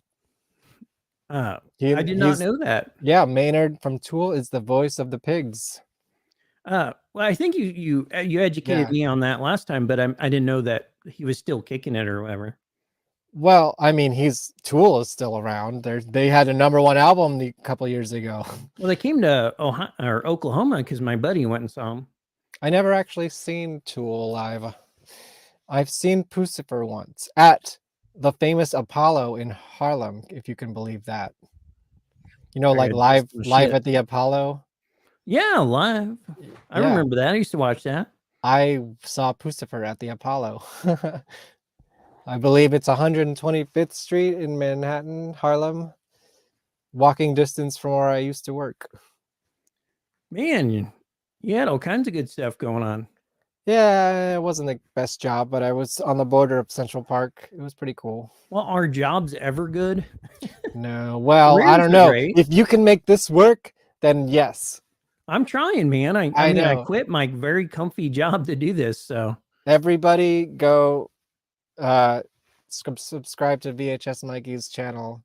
We did this last week too, but now we're doing it on a different Yeah, show. well, you're having a birthday party. Yeah. I knew if we lived in the same town, I would have came over. That's fair. That's cool. Yeah, thank you.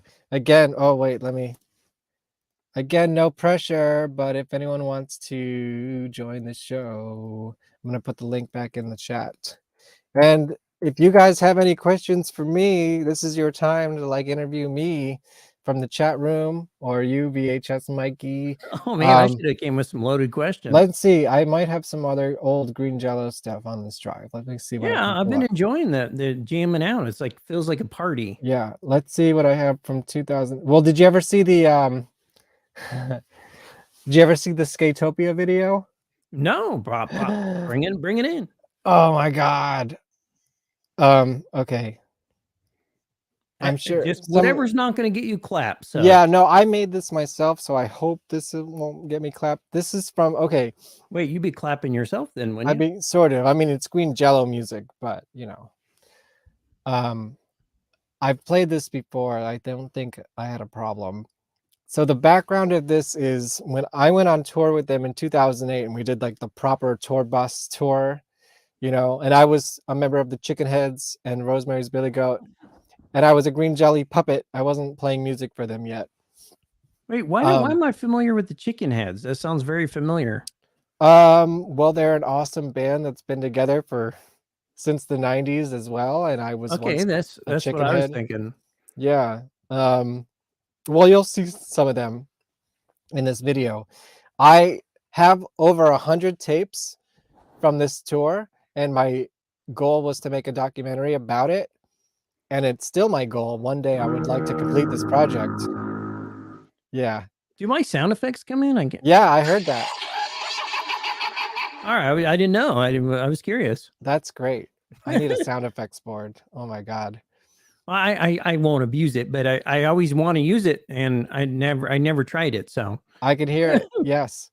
So anyways, this is the only scene that I ever actually edited from that tour footage. And it's probably one of the craziest days of my life. All right, bro, bring it up.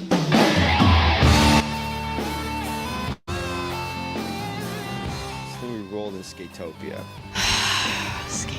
You're making me miss Ohio.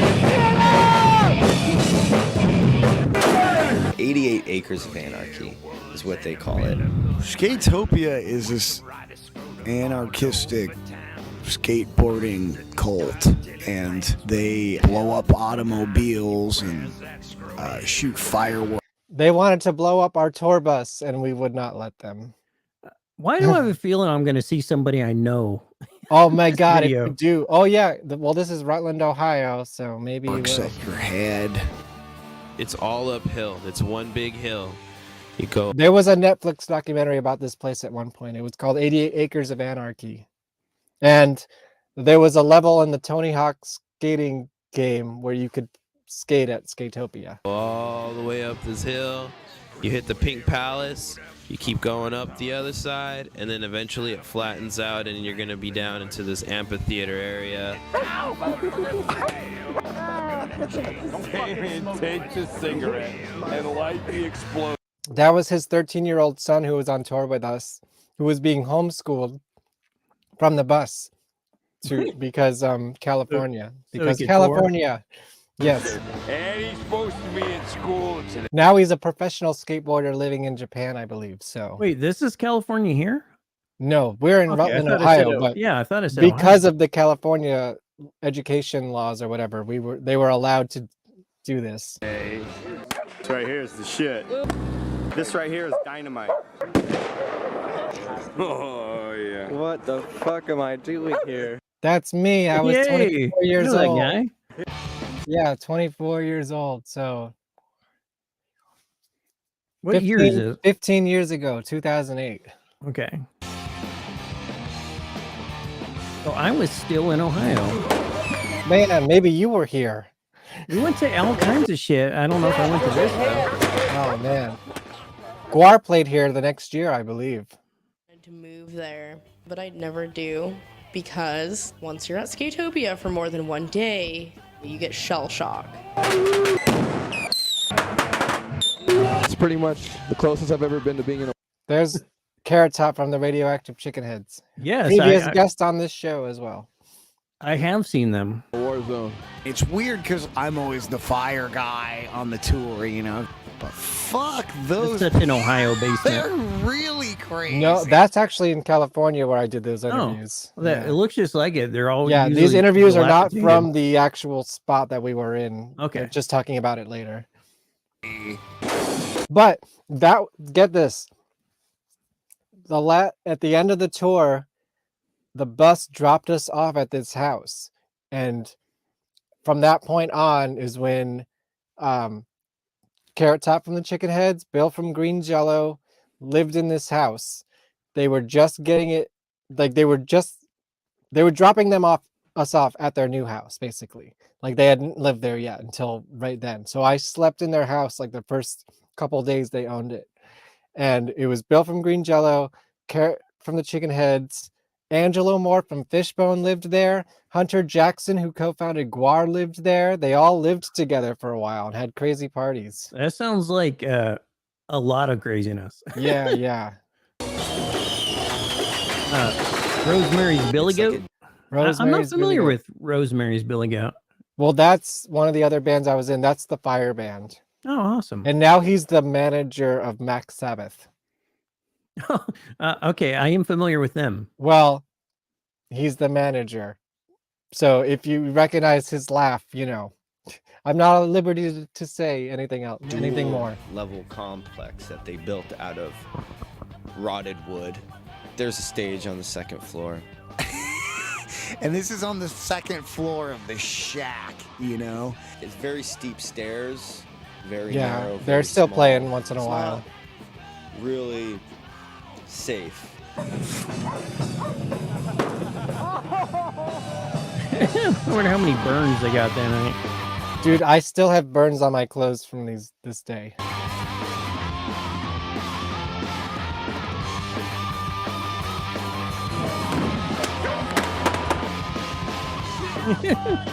How's me? You look great.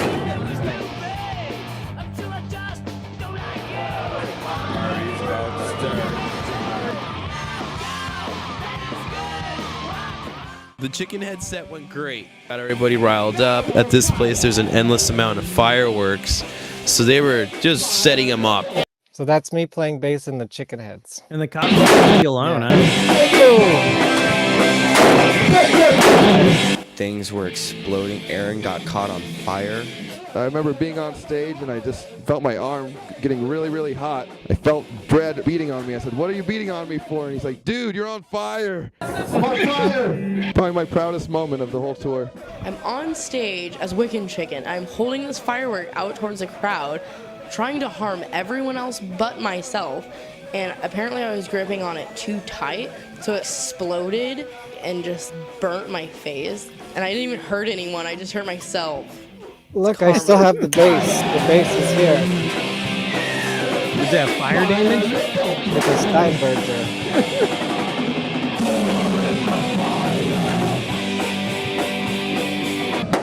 During Billy Goat, the underneath Right there. of the stage caught on fire.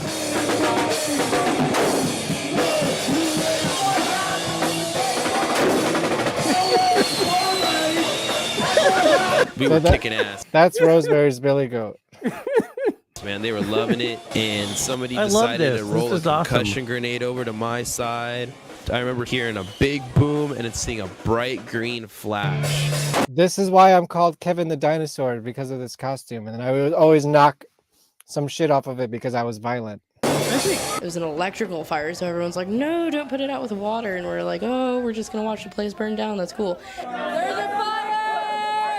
People were trying to put the fire out by shooting bottle rockets at it. That's a good way to get rid of fire. And the funny thing is, I didn't start the fire. It wasn't me. So we didn't start the fire.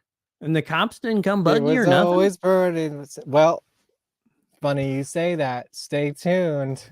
Makes his brand new guitar just got blown up. Guitar blew up the same time the stage set on fire. Then Green Jello went on, and I thought we were all gonna die. I want everybody here down on your knees. Get down. You in the back. Get down on your knees. Get down on your knees.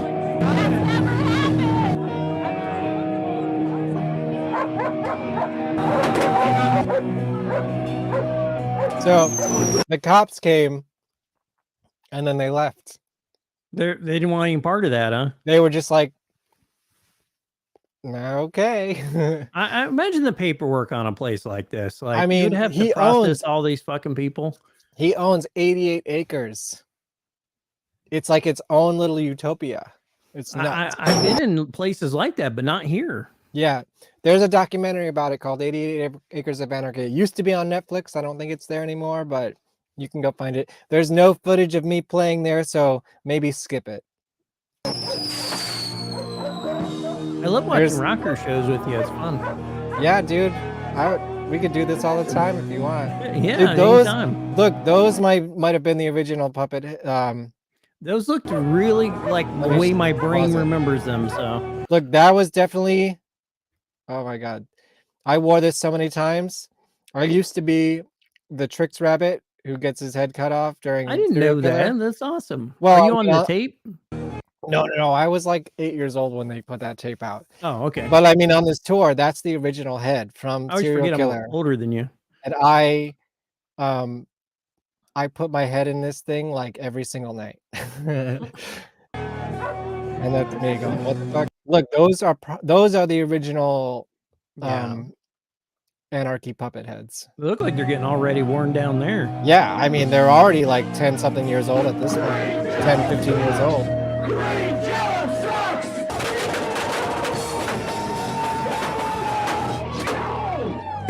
So this is me standing on a speaker behind Bill filming.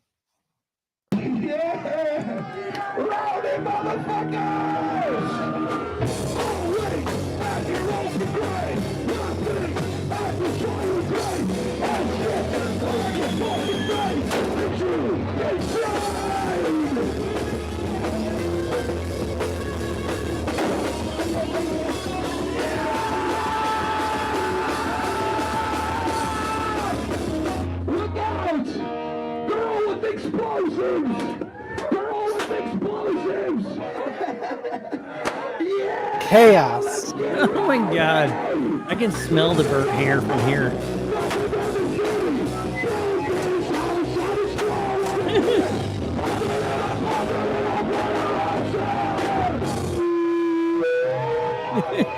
That was, yeah.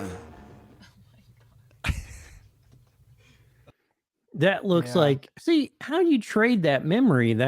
I mean, how do you come back to normal life after that? How do you go to work? I'm still chasing it 15 years later. That was the best, that tour was like the highlight of my life. That's why I got into video so much is I wanted that rocker life, but I also don't want to, burn my testicles off at shows. But yeah, no, pay me for that. But I definitely I don't know, and you can get really paid on here. So, and the great thing is, like, I have 100 tapes from that tour. Like, it's all digitized. I have the interviews that I did right after the tour. For the most part, like, I still want to make this documentary. That's just a sample. Every single night was a different story like that. I mean, that was like probably the most extreme in terms of like explosives and stuff.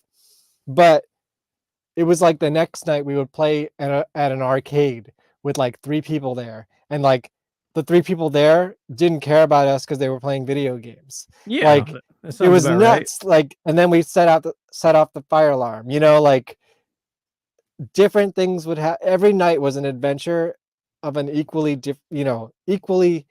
adventurous, but in a different way. It was just every single night was a different story. We got beat up when we played at Bogart's. They like, because we started we started throwing a bunch of like slime on the audience, and I guess they didn't like. I'm like, Guard does it all the time. Why can't we? Right.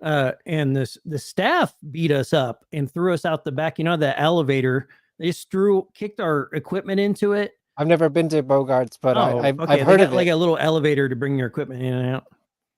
I mean, Guar plays at Bogart's, don't they? Yeah, that's where I've seen them the most. I Yeah. want to say I've seen them at, was it Sudsy's? I'm not sure. I don't even know if that exists anymore. Let's see. We played in Ohio a couple times. Oh my God, I just found all the raw footage from that tour. Okay, let's see. Yeah, What do let's we want to check it see? out. I want to see anything that isn't going to get your cheeks clapped. So Yeah, no, this is all not edited or anything. This is all would be raw footage. Have you ever heard of the Billiard Club in Columbus, Ohio? wait. I lived in Columbus. Let me think. I don't Let me- remember the let me- names of a lot of the places. Let me preview this. I was experimenting with substances Oh, at that time period. So dude. Okay, so this is. You want to hear a story? Who wants to hear a story? I want to hear a story. VHS Mikey wants to hear a story. And then I'll get it. I see that there's a question in the comments. I'll get to it eventually. But we're on this green jelly trip right now, so I'm just gonna flow with it. Here is okay.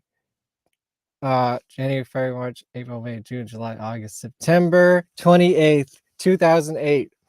We went to a place called the Billiard Club in Columbus, Ohio. Okay, actually, first, we were supposed to play some sort of heavy metal festival in Columbus, Ohio, and it got canceled. I think that might have been part of the story. Let me see. I'm gonna stop my camera for a sec. Yeah, go ahead. But I'm listening. I'll keep talking. Okay, no, that's a different story. At the billiard club, we showed up at the billiard club in Columbus, Ohio, and there was nobody there, and the venue did not know that we were playing. So there was a big like, we don't know what's happening sort of situation. Like somebody really fucked up because there wasn't as much social media back then. Like Instagram did not exist in 2008. So we were still on MySpace. I believe I created the Green Jelly MySpace, and through that, Bill has been able to use social media to book tours ever since then. Like I guess he credits me as like the inception of the next age of Green Jelly, where he would book through social media. Anyways, if you're booking through fans, sometimes shit does not go right. And this was one of those nights where shit did not go right. So we showed up at the billiards club and there was nobody there. The venue did not know we were supposed to be playing. We did not actually play, but we got really, really, really drunk. And in fact, I remember there was a breathalyzer test on the wall of this venue. So everybody in the band was like trying to outcompete each other. Man, I had a higher tolerance for alcohol back then, by the way. I was not the winner by any chance. I'm not even trying to, but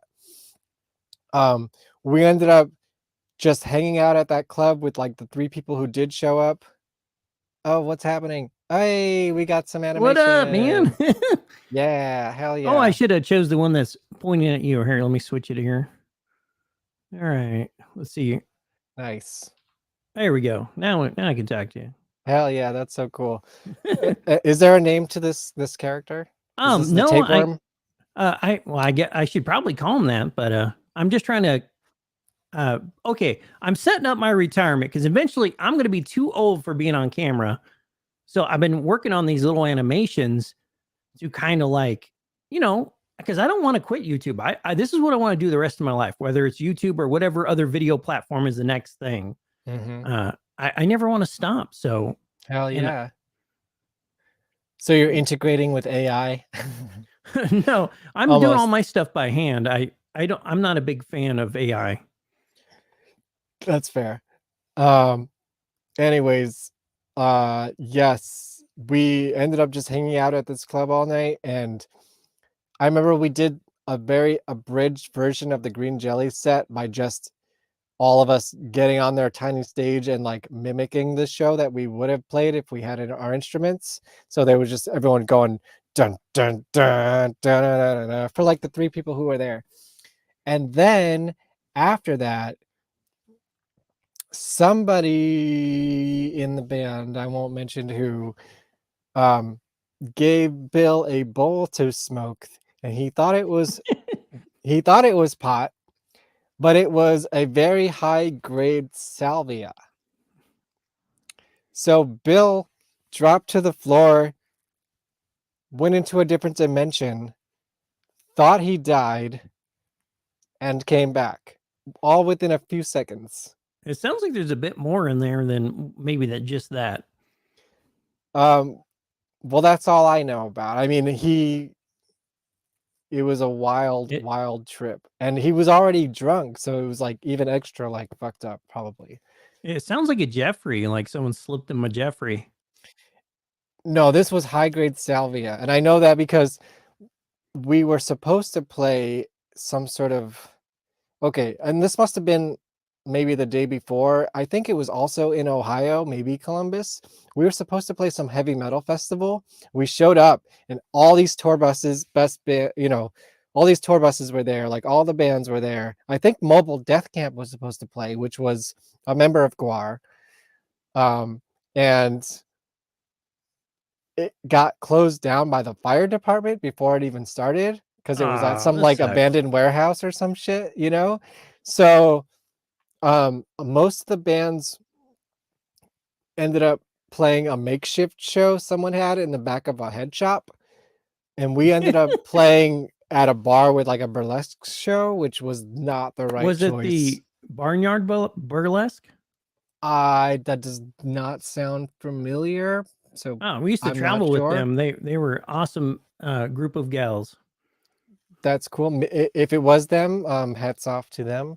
I couldn't tell you, but it was definitely the wrong choice. But anyways, we did pass by this head shop show. Like it was a makeshift stage, and I know they were selling salvia, and someone in our band bought some, and that's how that happened a couple days later. Did you? I don't know, man. It sounds like some gas station funkery. I don't know. Could have been. I mean, I've never done salvia, but from the stories I've heard of it, like it sounds pretty legit. Like it was really intense stuff. Do you know? Wait, how close did you live to Cleveland? I lived in Wilmington, so pretty far from Cleveland. Because we did in between Cincinnati and Columbus. I don't know what that is on a map, but we did play at Peabody's. Okay, yeah, I've been to Peabody's. And the cool thing for me at that show was I know that J-Man from Mushroom Head was behind the bar. And I was like, oh, I love Mushroom Head. I'm going to go say hi to him after I go play my shows. So then I can be like, hey, I was the guy in that band and I love your band. But by the time I was done, he was gone. So I never got to meet him. But he watched me play. J-Man from Mushroom Head. He's the rapper guy. Yeah, I'm familiar with J-Man. Yeah. And then I know we went to the Rock and Roll Hall of Fame that day too. Let's see. I was gonna pull up Billiards Club, Cleveland, Ohio. Let's see some raw footage. This is scary. A little bit scary because I don't know what's in here. We're going in raw. We're going in raw dog. Super raw. Let's open it up. I know there's like, I think there was some arguing with the promoter. I was doing some like secret recording here. Let's get to the party. That was drunk ass motherfucker. Oh yeah. All right. So here's what I was talking about when everyone got really drunk. Let's see what happens. What city? Are you talking about the Portrait of America? I think so. Chocolate factory thing. Yeah. Soap opera. Okay. Okay. Just in that little bit that you heard, I know what they were talking about. If anyone has seen the Dope Hat video by Marilyn Manson, their first ever music video, where they're in the chocolate factory boat, that was filmed at Green Jelly Studios at the time. Oh, I didn't know that. Yeah. Did they help They used to with do the like set all dressing? sorts of production stuff. The Kiss reunion started there, but that was one of the music videos that was. Jello. It's complicated. I understand one of you two locals had money for us, but your wife had to pay her bills. Is this true? That wasn't him. These guys are That drunk. wasn't that. That was drunk ass motherfucker. I would have had money for you. Brenna, it's I good. drank it away. Oh man, yeah, we're getting drunk. We're getting drunk. Beastie Boys are great. I don't even know who these people are. Well, they kick kind of Yeah, let's do it. Don't you know that carnage? Oh yeah, so here's when we started doing the show a cappella.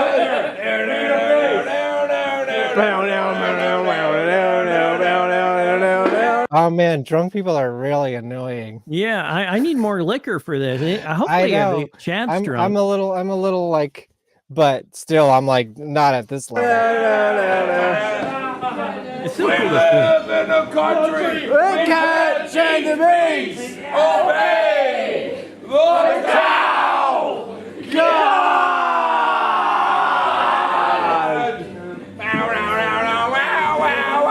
Oh man, it's embarrassing.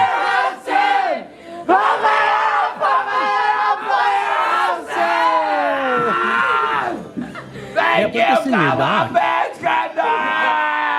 Green Jello sucks. So that's the little pig. All right. I don't know who that guy is. like her. Okay, guys, I need a second to think this We're out. gonna fuck some shit up. Yeah. Hey, Yeah, you see what the raw footage I have to deal with here. Yeah, but That, if you that was a edit it up, put non-show. the Yes, we did the music show and- a cappella that night, and then I might even have the salvia thing on video, but I don't really want to show that. Good if it's editing there. can save about anything. Yeah, no, that's where I come in. That's why I don't throw anything away. I never know when I'm going to need it. Absolutely. Yeah, I'm a little bit of an archivist, especially with this kind of Yeah, stuff. I'm glad you are. Shit's cool. Let's Little see. slice of that Let's time period. let's see a slice of. Let's see if this opens up in my program here. These are DV files. I don't even know what that is. Let me skip to 2010 and see what I can do. This was a tour that I joined for a couple days where Bill got married to his wife Brenna at Niagara Falls. Hey, that's romantic. I went to AF. play one show with them in New York, and they were like,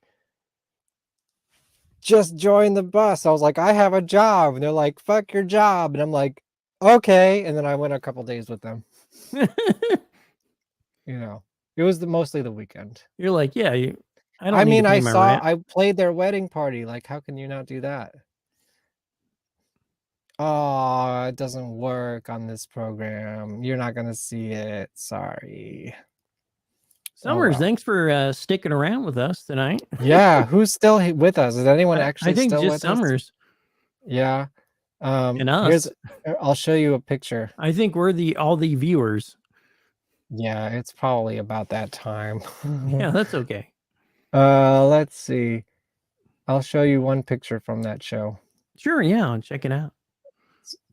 Oh, that looks awesome, Oh, man. that's a really small picture. I don't know why it's so small. Well, because of the resolution back then. Maybe. I think I have a better one. Hey, we got stars here too. Let's see. What up? Oh yeah. So let me go back to this. All right, we're done with the green jelly thing. I don't know if my auto tuner is working. Ooh, no, that was reverb. That was echo.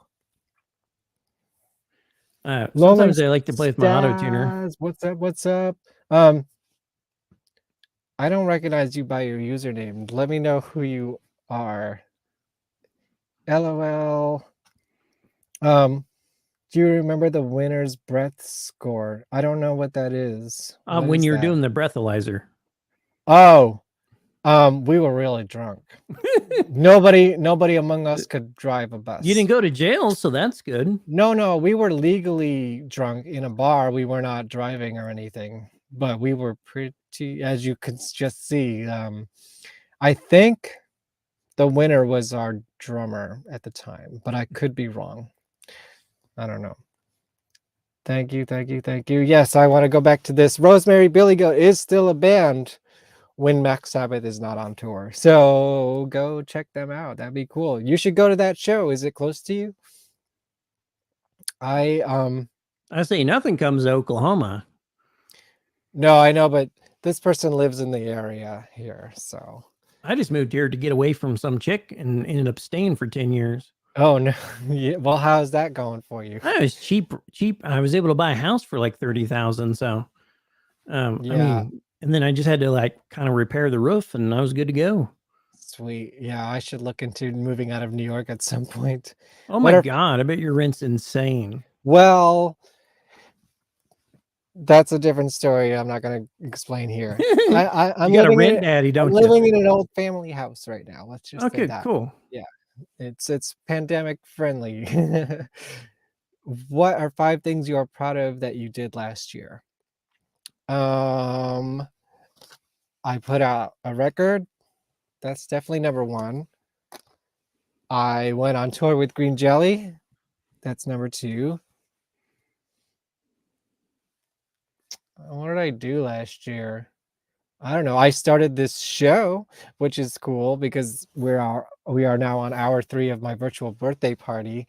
So number 3 is VonPod, and in addition to that, the Guar Pod, of course. I don't know. Damn, unbelievable to buy a house for 30K. Yeah, this place is little, but you can see, you know, I'm able to do my thing here still. Dude, I love your videos. So that's all I need is a place to shoot my videos, and I got a basement and I got a bedroom. So That's all you I've got need. everything you'd want. The kitchen is on the small side. I feel a bit cramped in there, but Who if- else is here? Give me a if I chat. remodel, I'm going to get a new kitchen, I think. That's fair. Yeah, that's cool. Maybe you could do a tour one day. Yeah, I want a Pac-Man table in there instead of a regular table. You know, that'd be cool. Yeah. You know, Bill still has some arcade games, I think, from back in the day. I'm ready to get some. I was waiting because I didn't know where I was going to live, and I'm like, shit, I might as well just stay here, and just travel more. You know, like jump on planes or whatever, and then I Yeah. could Uber wherever. Right? Yeah. Traveling's I wouldn't say affordable, but it's easy these days. You know, the technology is all there. Yeah, I'm going to start doing the convention circuit, giving away free shit and stuff. Dude, yeah, but you got to pay for those tables, right? Oh no, I'm just bringing a backpack. I'm handing out people shit like, hey, you look cool. Here's a shirt. You look cool. Here's some stickers. You know. Are there any conventions that come around your area? Or are you just Not in gonna my travel area. to I'm going them? down to Texas. Okay. I live 4 hours from civilization. Even. Gotcha.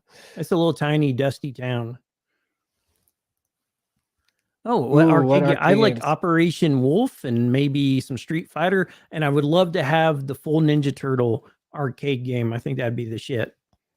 Yeah, my dream arcade. Well, it's not an arcade game, but it's I would love the Phantom of the Opera pinball machine, and also the Addams Family pinball machine, just because it Oh, has some that thing's nostalgic dope. value to me. Yeah.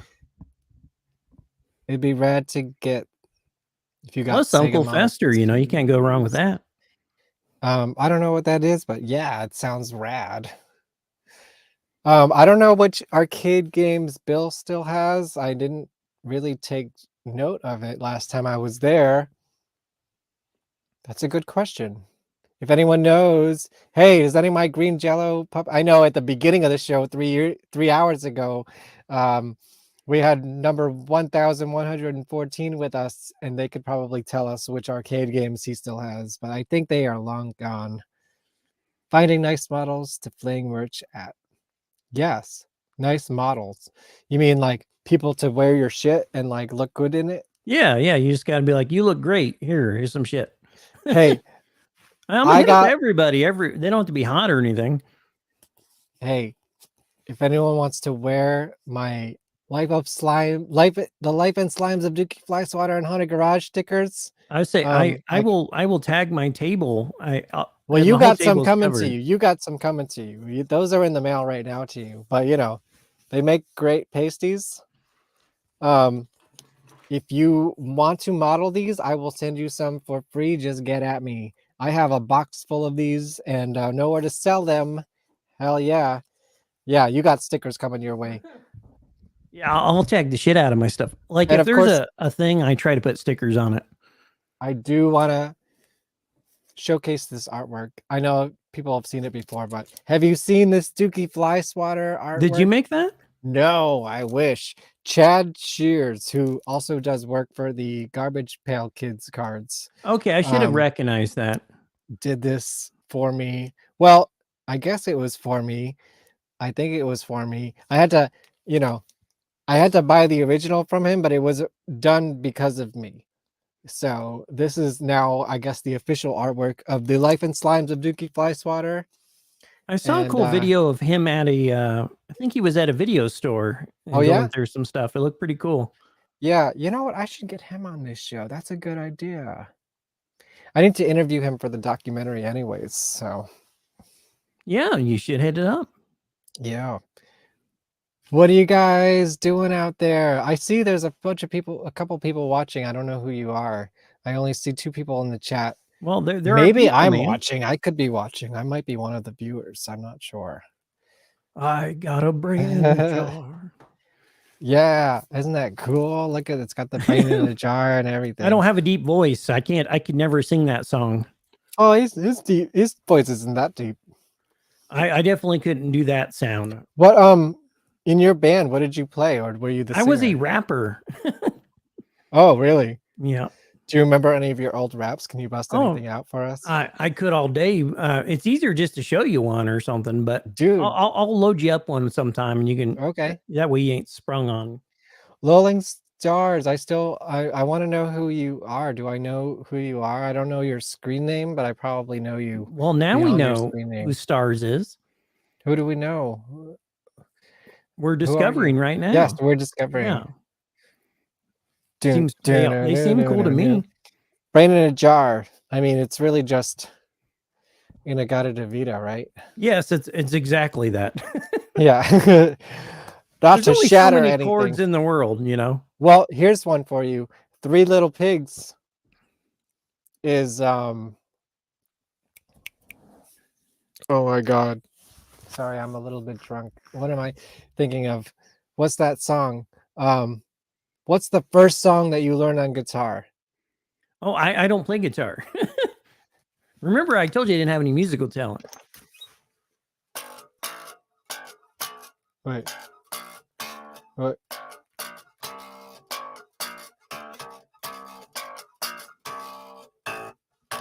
Arizona, that's awesome. Engineer, that's awesome. So you're doing pretty good financially then. Smoke on the Water. Oh, yeah.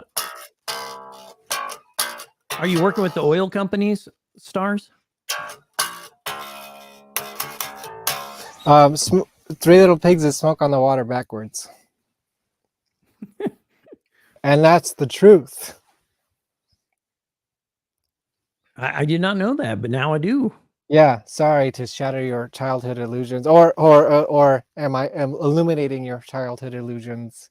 But Smoke on the Water backwards is 3 Little Pigs. I say that like I know what it is. Engineer girl living in Arizona. That's awesome. Do I know you from somewhere? Someone seduced me to this fine venue. I'm so glad you found my birthday party. It's a mystery. I like a good mystery. A transistor making transistors. That's awesome. Well, Nice. congratulations. That sounds like a good time. Thanks for being here. Thanks for being at my birthday party. Like, it's the goal of any good party to have some people you don't know in it, right? Yeah, Like if half of the party you don't know, like that's a sign of a good party. I feel like last time I was on your show, it took kind of a while for us to kind of get comfortable. And once we were, I was like, hey, I like this guy. Yeah, So- dude. Well, thank you. So I thought I would drop by and see what's up. Hell yeah. I don't know. I think the party is maybe fading a little bit. Yeah, I that's think it okay. might We be about can that roll time. on. We went out about an hour and a half over what I thought I was gonna do, so that's cool. Yeah, it looks like you've been up for 3 hours. 3 hours and 21 minutes. Dude, that's a grip right there. So this is your last chance to make a comment or ask me a question or have a request because oh boy, it's been a stream.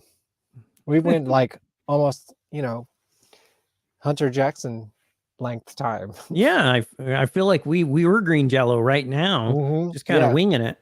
Totally. I learned from the best. Bill is the best. Like, I never perform without my set and all my gimmicks, so it must mean I really like you. Oh, well, thank you. That's so cool. Hey, were you here when I premiered the thing that I premiered tonight? Oh, no, I came real late. I was out at the gym. Wow. You missed the whole premiere. Well, I guess I should re-premiere it. Was anyone in the chat room put it up. not here when I premiered the thing that I was premiering? Yeah, drop it like it's hot. All right, I'm gonna drop this like it's hot, and then I think it's the end of the party. Yeah, we'll just end right there. Later, guys. Yes, Later, this is tapeworms. the new theme song for VonPod. VonPod. Welcome to VonPod. I've got chicken heads and deli creeps, scary monsters and super creeps on VonPod. You're listening to VonPod.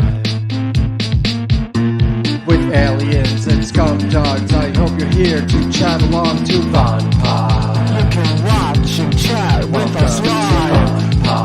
Like and share and subscribe. It's always a surprise. You're watching VonPod. VonPod.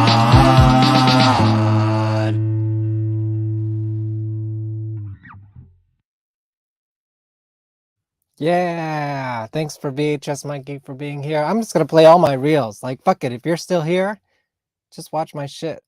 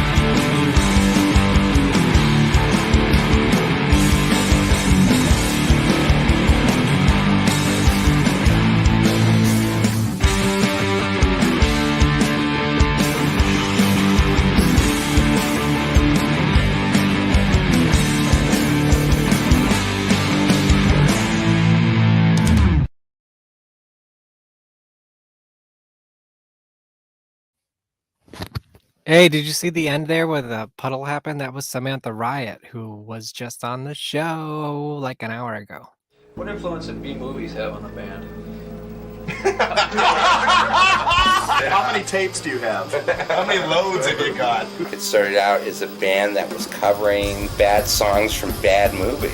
I mean, it should be looked at as a legacy of Los Angeles. They live the movie lifestyle. I had seen many of Dookie's movies long before I knew who he was. I first saw Dookie Flyswatter in a Green Jello video. Because as soon as I saw him up on the stage, I go, oh, fuck, that's that guy from Surf Nazis. Roger Ebert said it's the worst movie he's ever seen. They were such a part of our scene. You know, a cult movie that's got its own fans, we've attracted our own fans and our own family. Within a city of misfits like Hollywood, we were misfits. He's an icon of the underground exploitational genre. Punk rock god of Hollywood. It was neat to see the same faces always orbiting this universe that Dookie Flyswatter seemed to be in the center of. There was celebrities, weird people, cool people, interesting people. Axl and Sass came to see us and I slimed them really good. Paul Stanley and Gene Simmons. Tom Waits was there. I remember Fishbone showing up at a couple of gigs. Courtney Love was afraid of us. When you're sitting between Dookie and Elvira, it doesn't get any cooler than that. Spike Lee wasn't impressed. Just about to go on stage and Flea grabs my shoulder. White Zombie and Haunted Garage and Tool were all in the same bill. I think Soundgarden was opening for you. I would not be surprised. I did a nude painting. Clive Barker owns that painting. Los Angeles seems to be a haven for insularly popular artist situation. You can destroy here, and nobody knows where you are anywhere else. No. It's crazy. We'd like to be an A movie someday. A BA movie. An AB movie. A BA movie? A BA.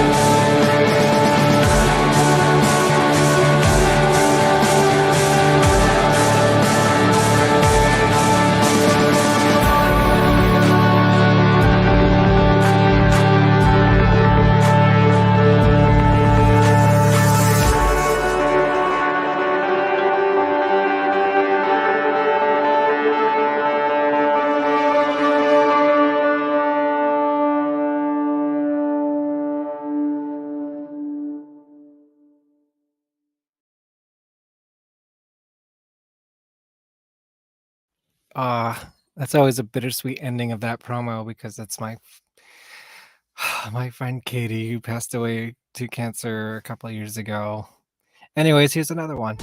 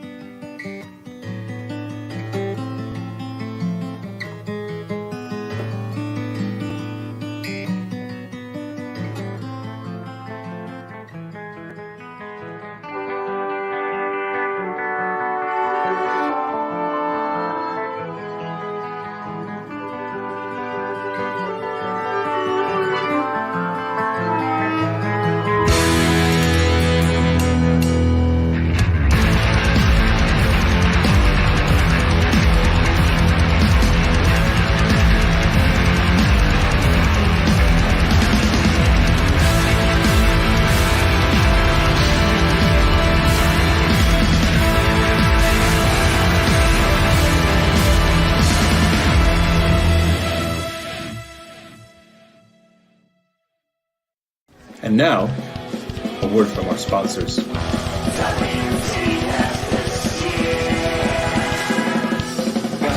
to my pity party. Everyone's invited. Celebrate.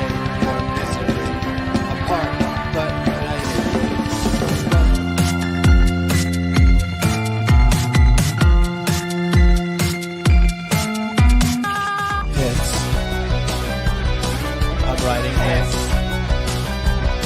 Recording hits.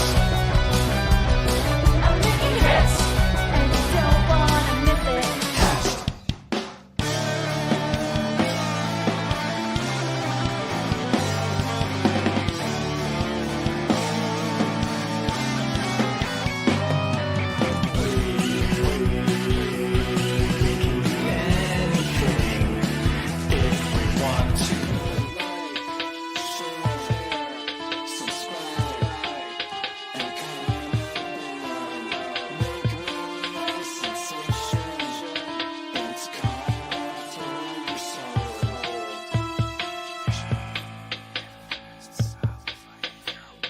Comment below!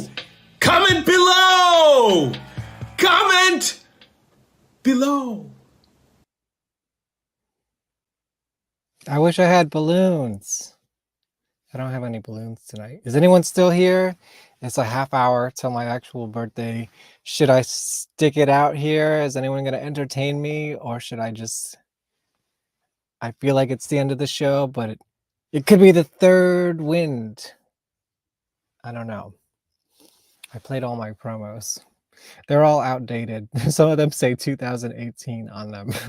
But whatever, there wasn't that much work being done during the pandemic. So that's what you get. I don't know. I think that's the end. I think I'm going to have to celebrate midnight here in New York, on my own. But it's your last chance. Thank you for being here. I know it's not a normal episode, but it was a fun hang, right? We had VHS Mikey, my brother Keith. We had Valerie, who I've known since we were 17, and we started our band Putty Roots back in 2002, something like that. That's 21 years ago. Fuck. Okay. I think that's about it. We'll play the theme one last time. VonPod. Welcome to VonPod. I've got chicken heads and deli creeps, scary monsters and super creeps on VonPod.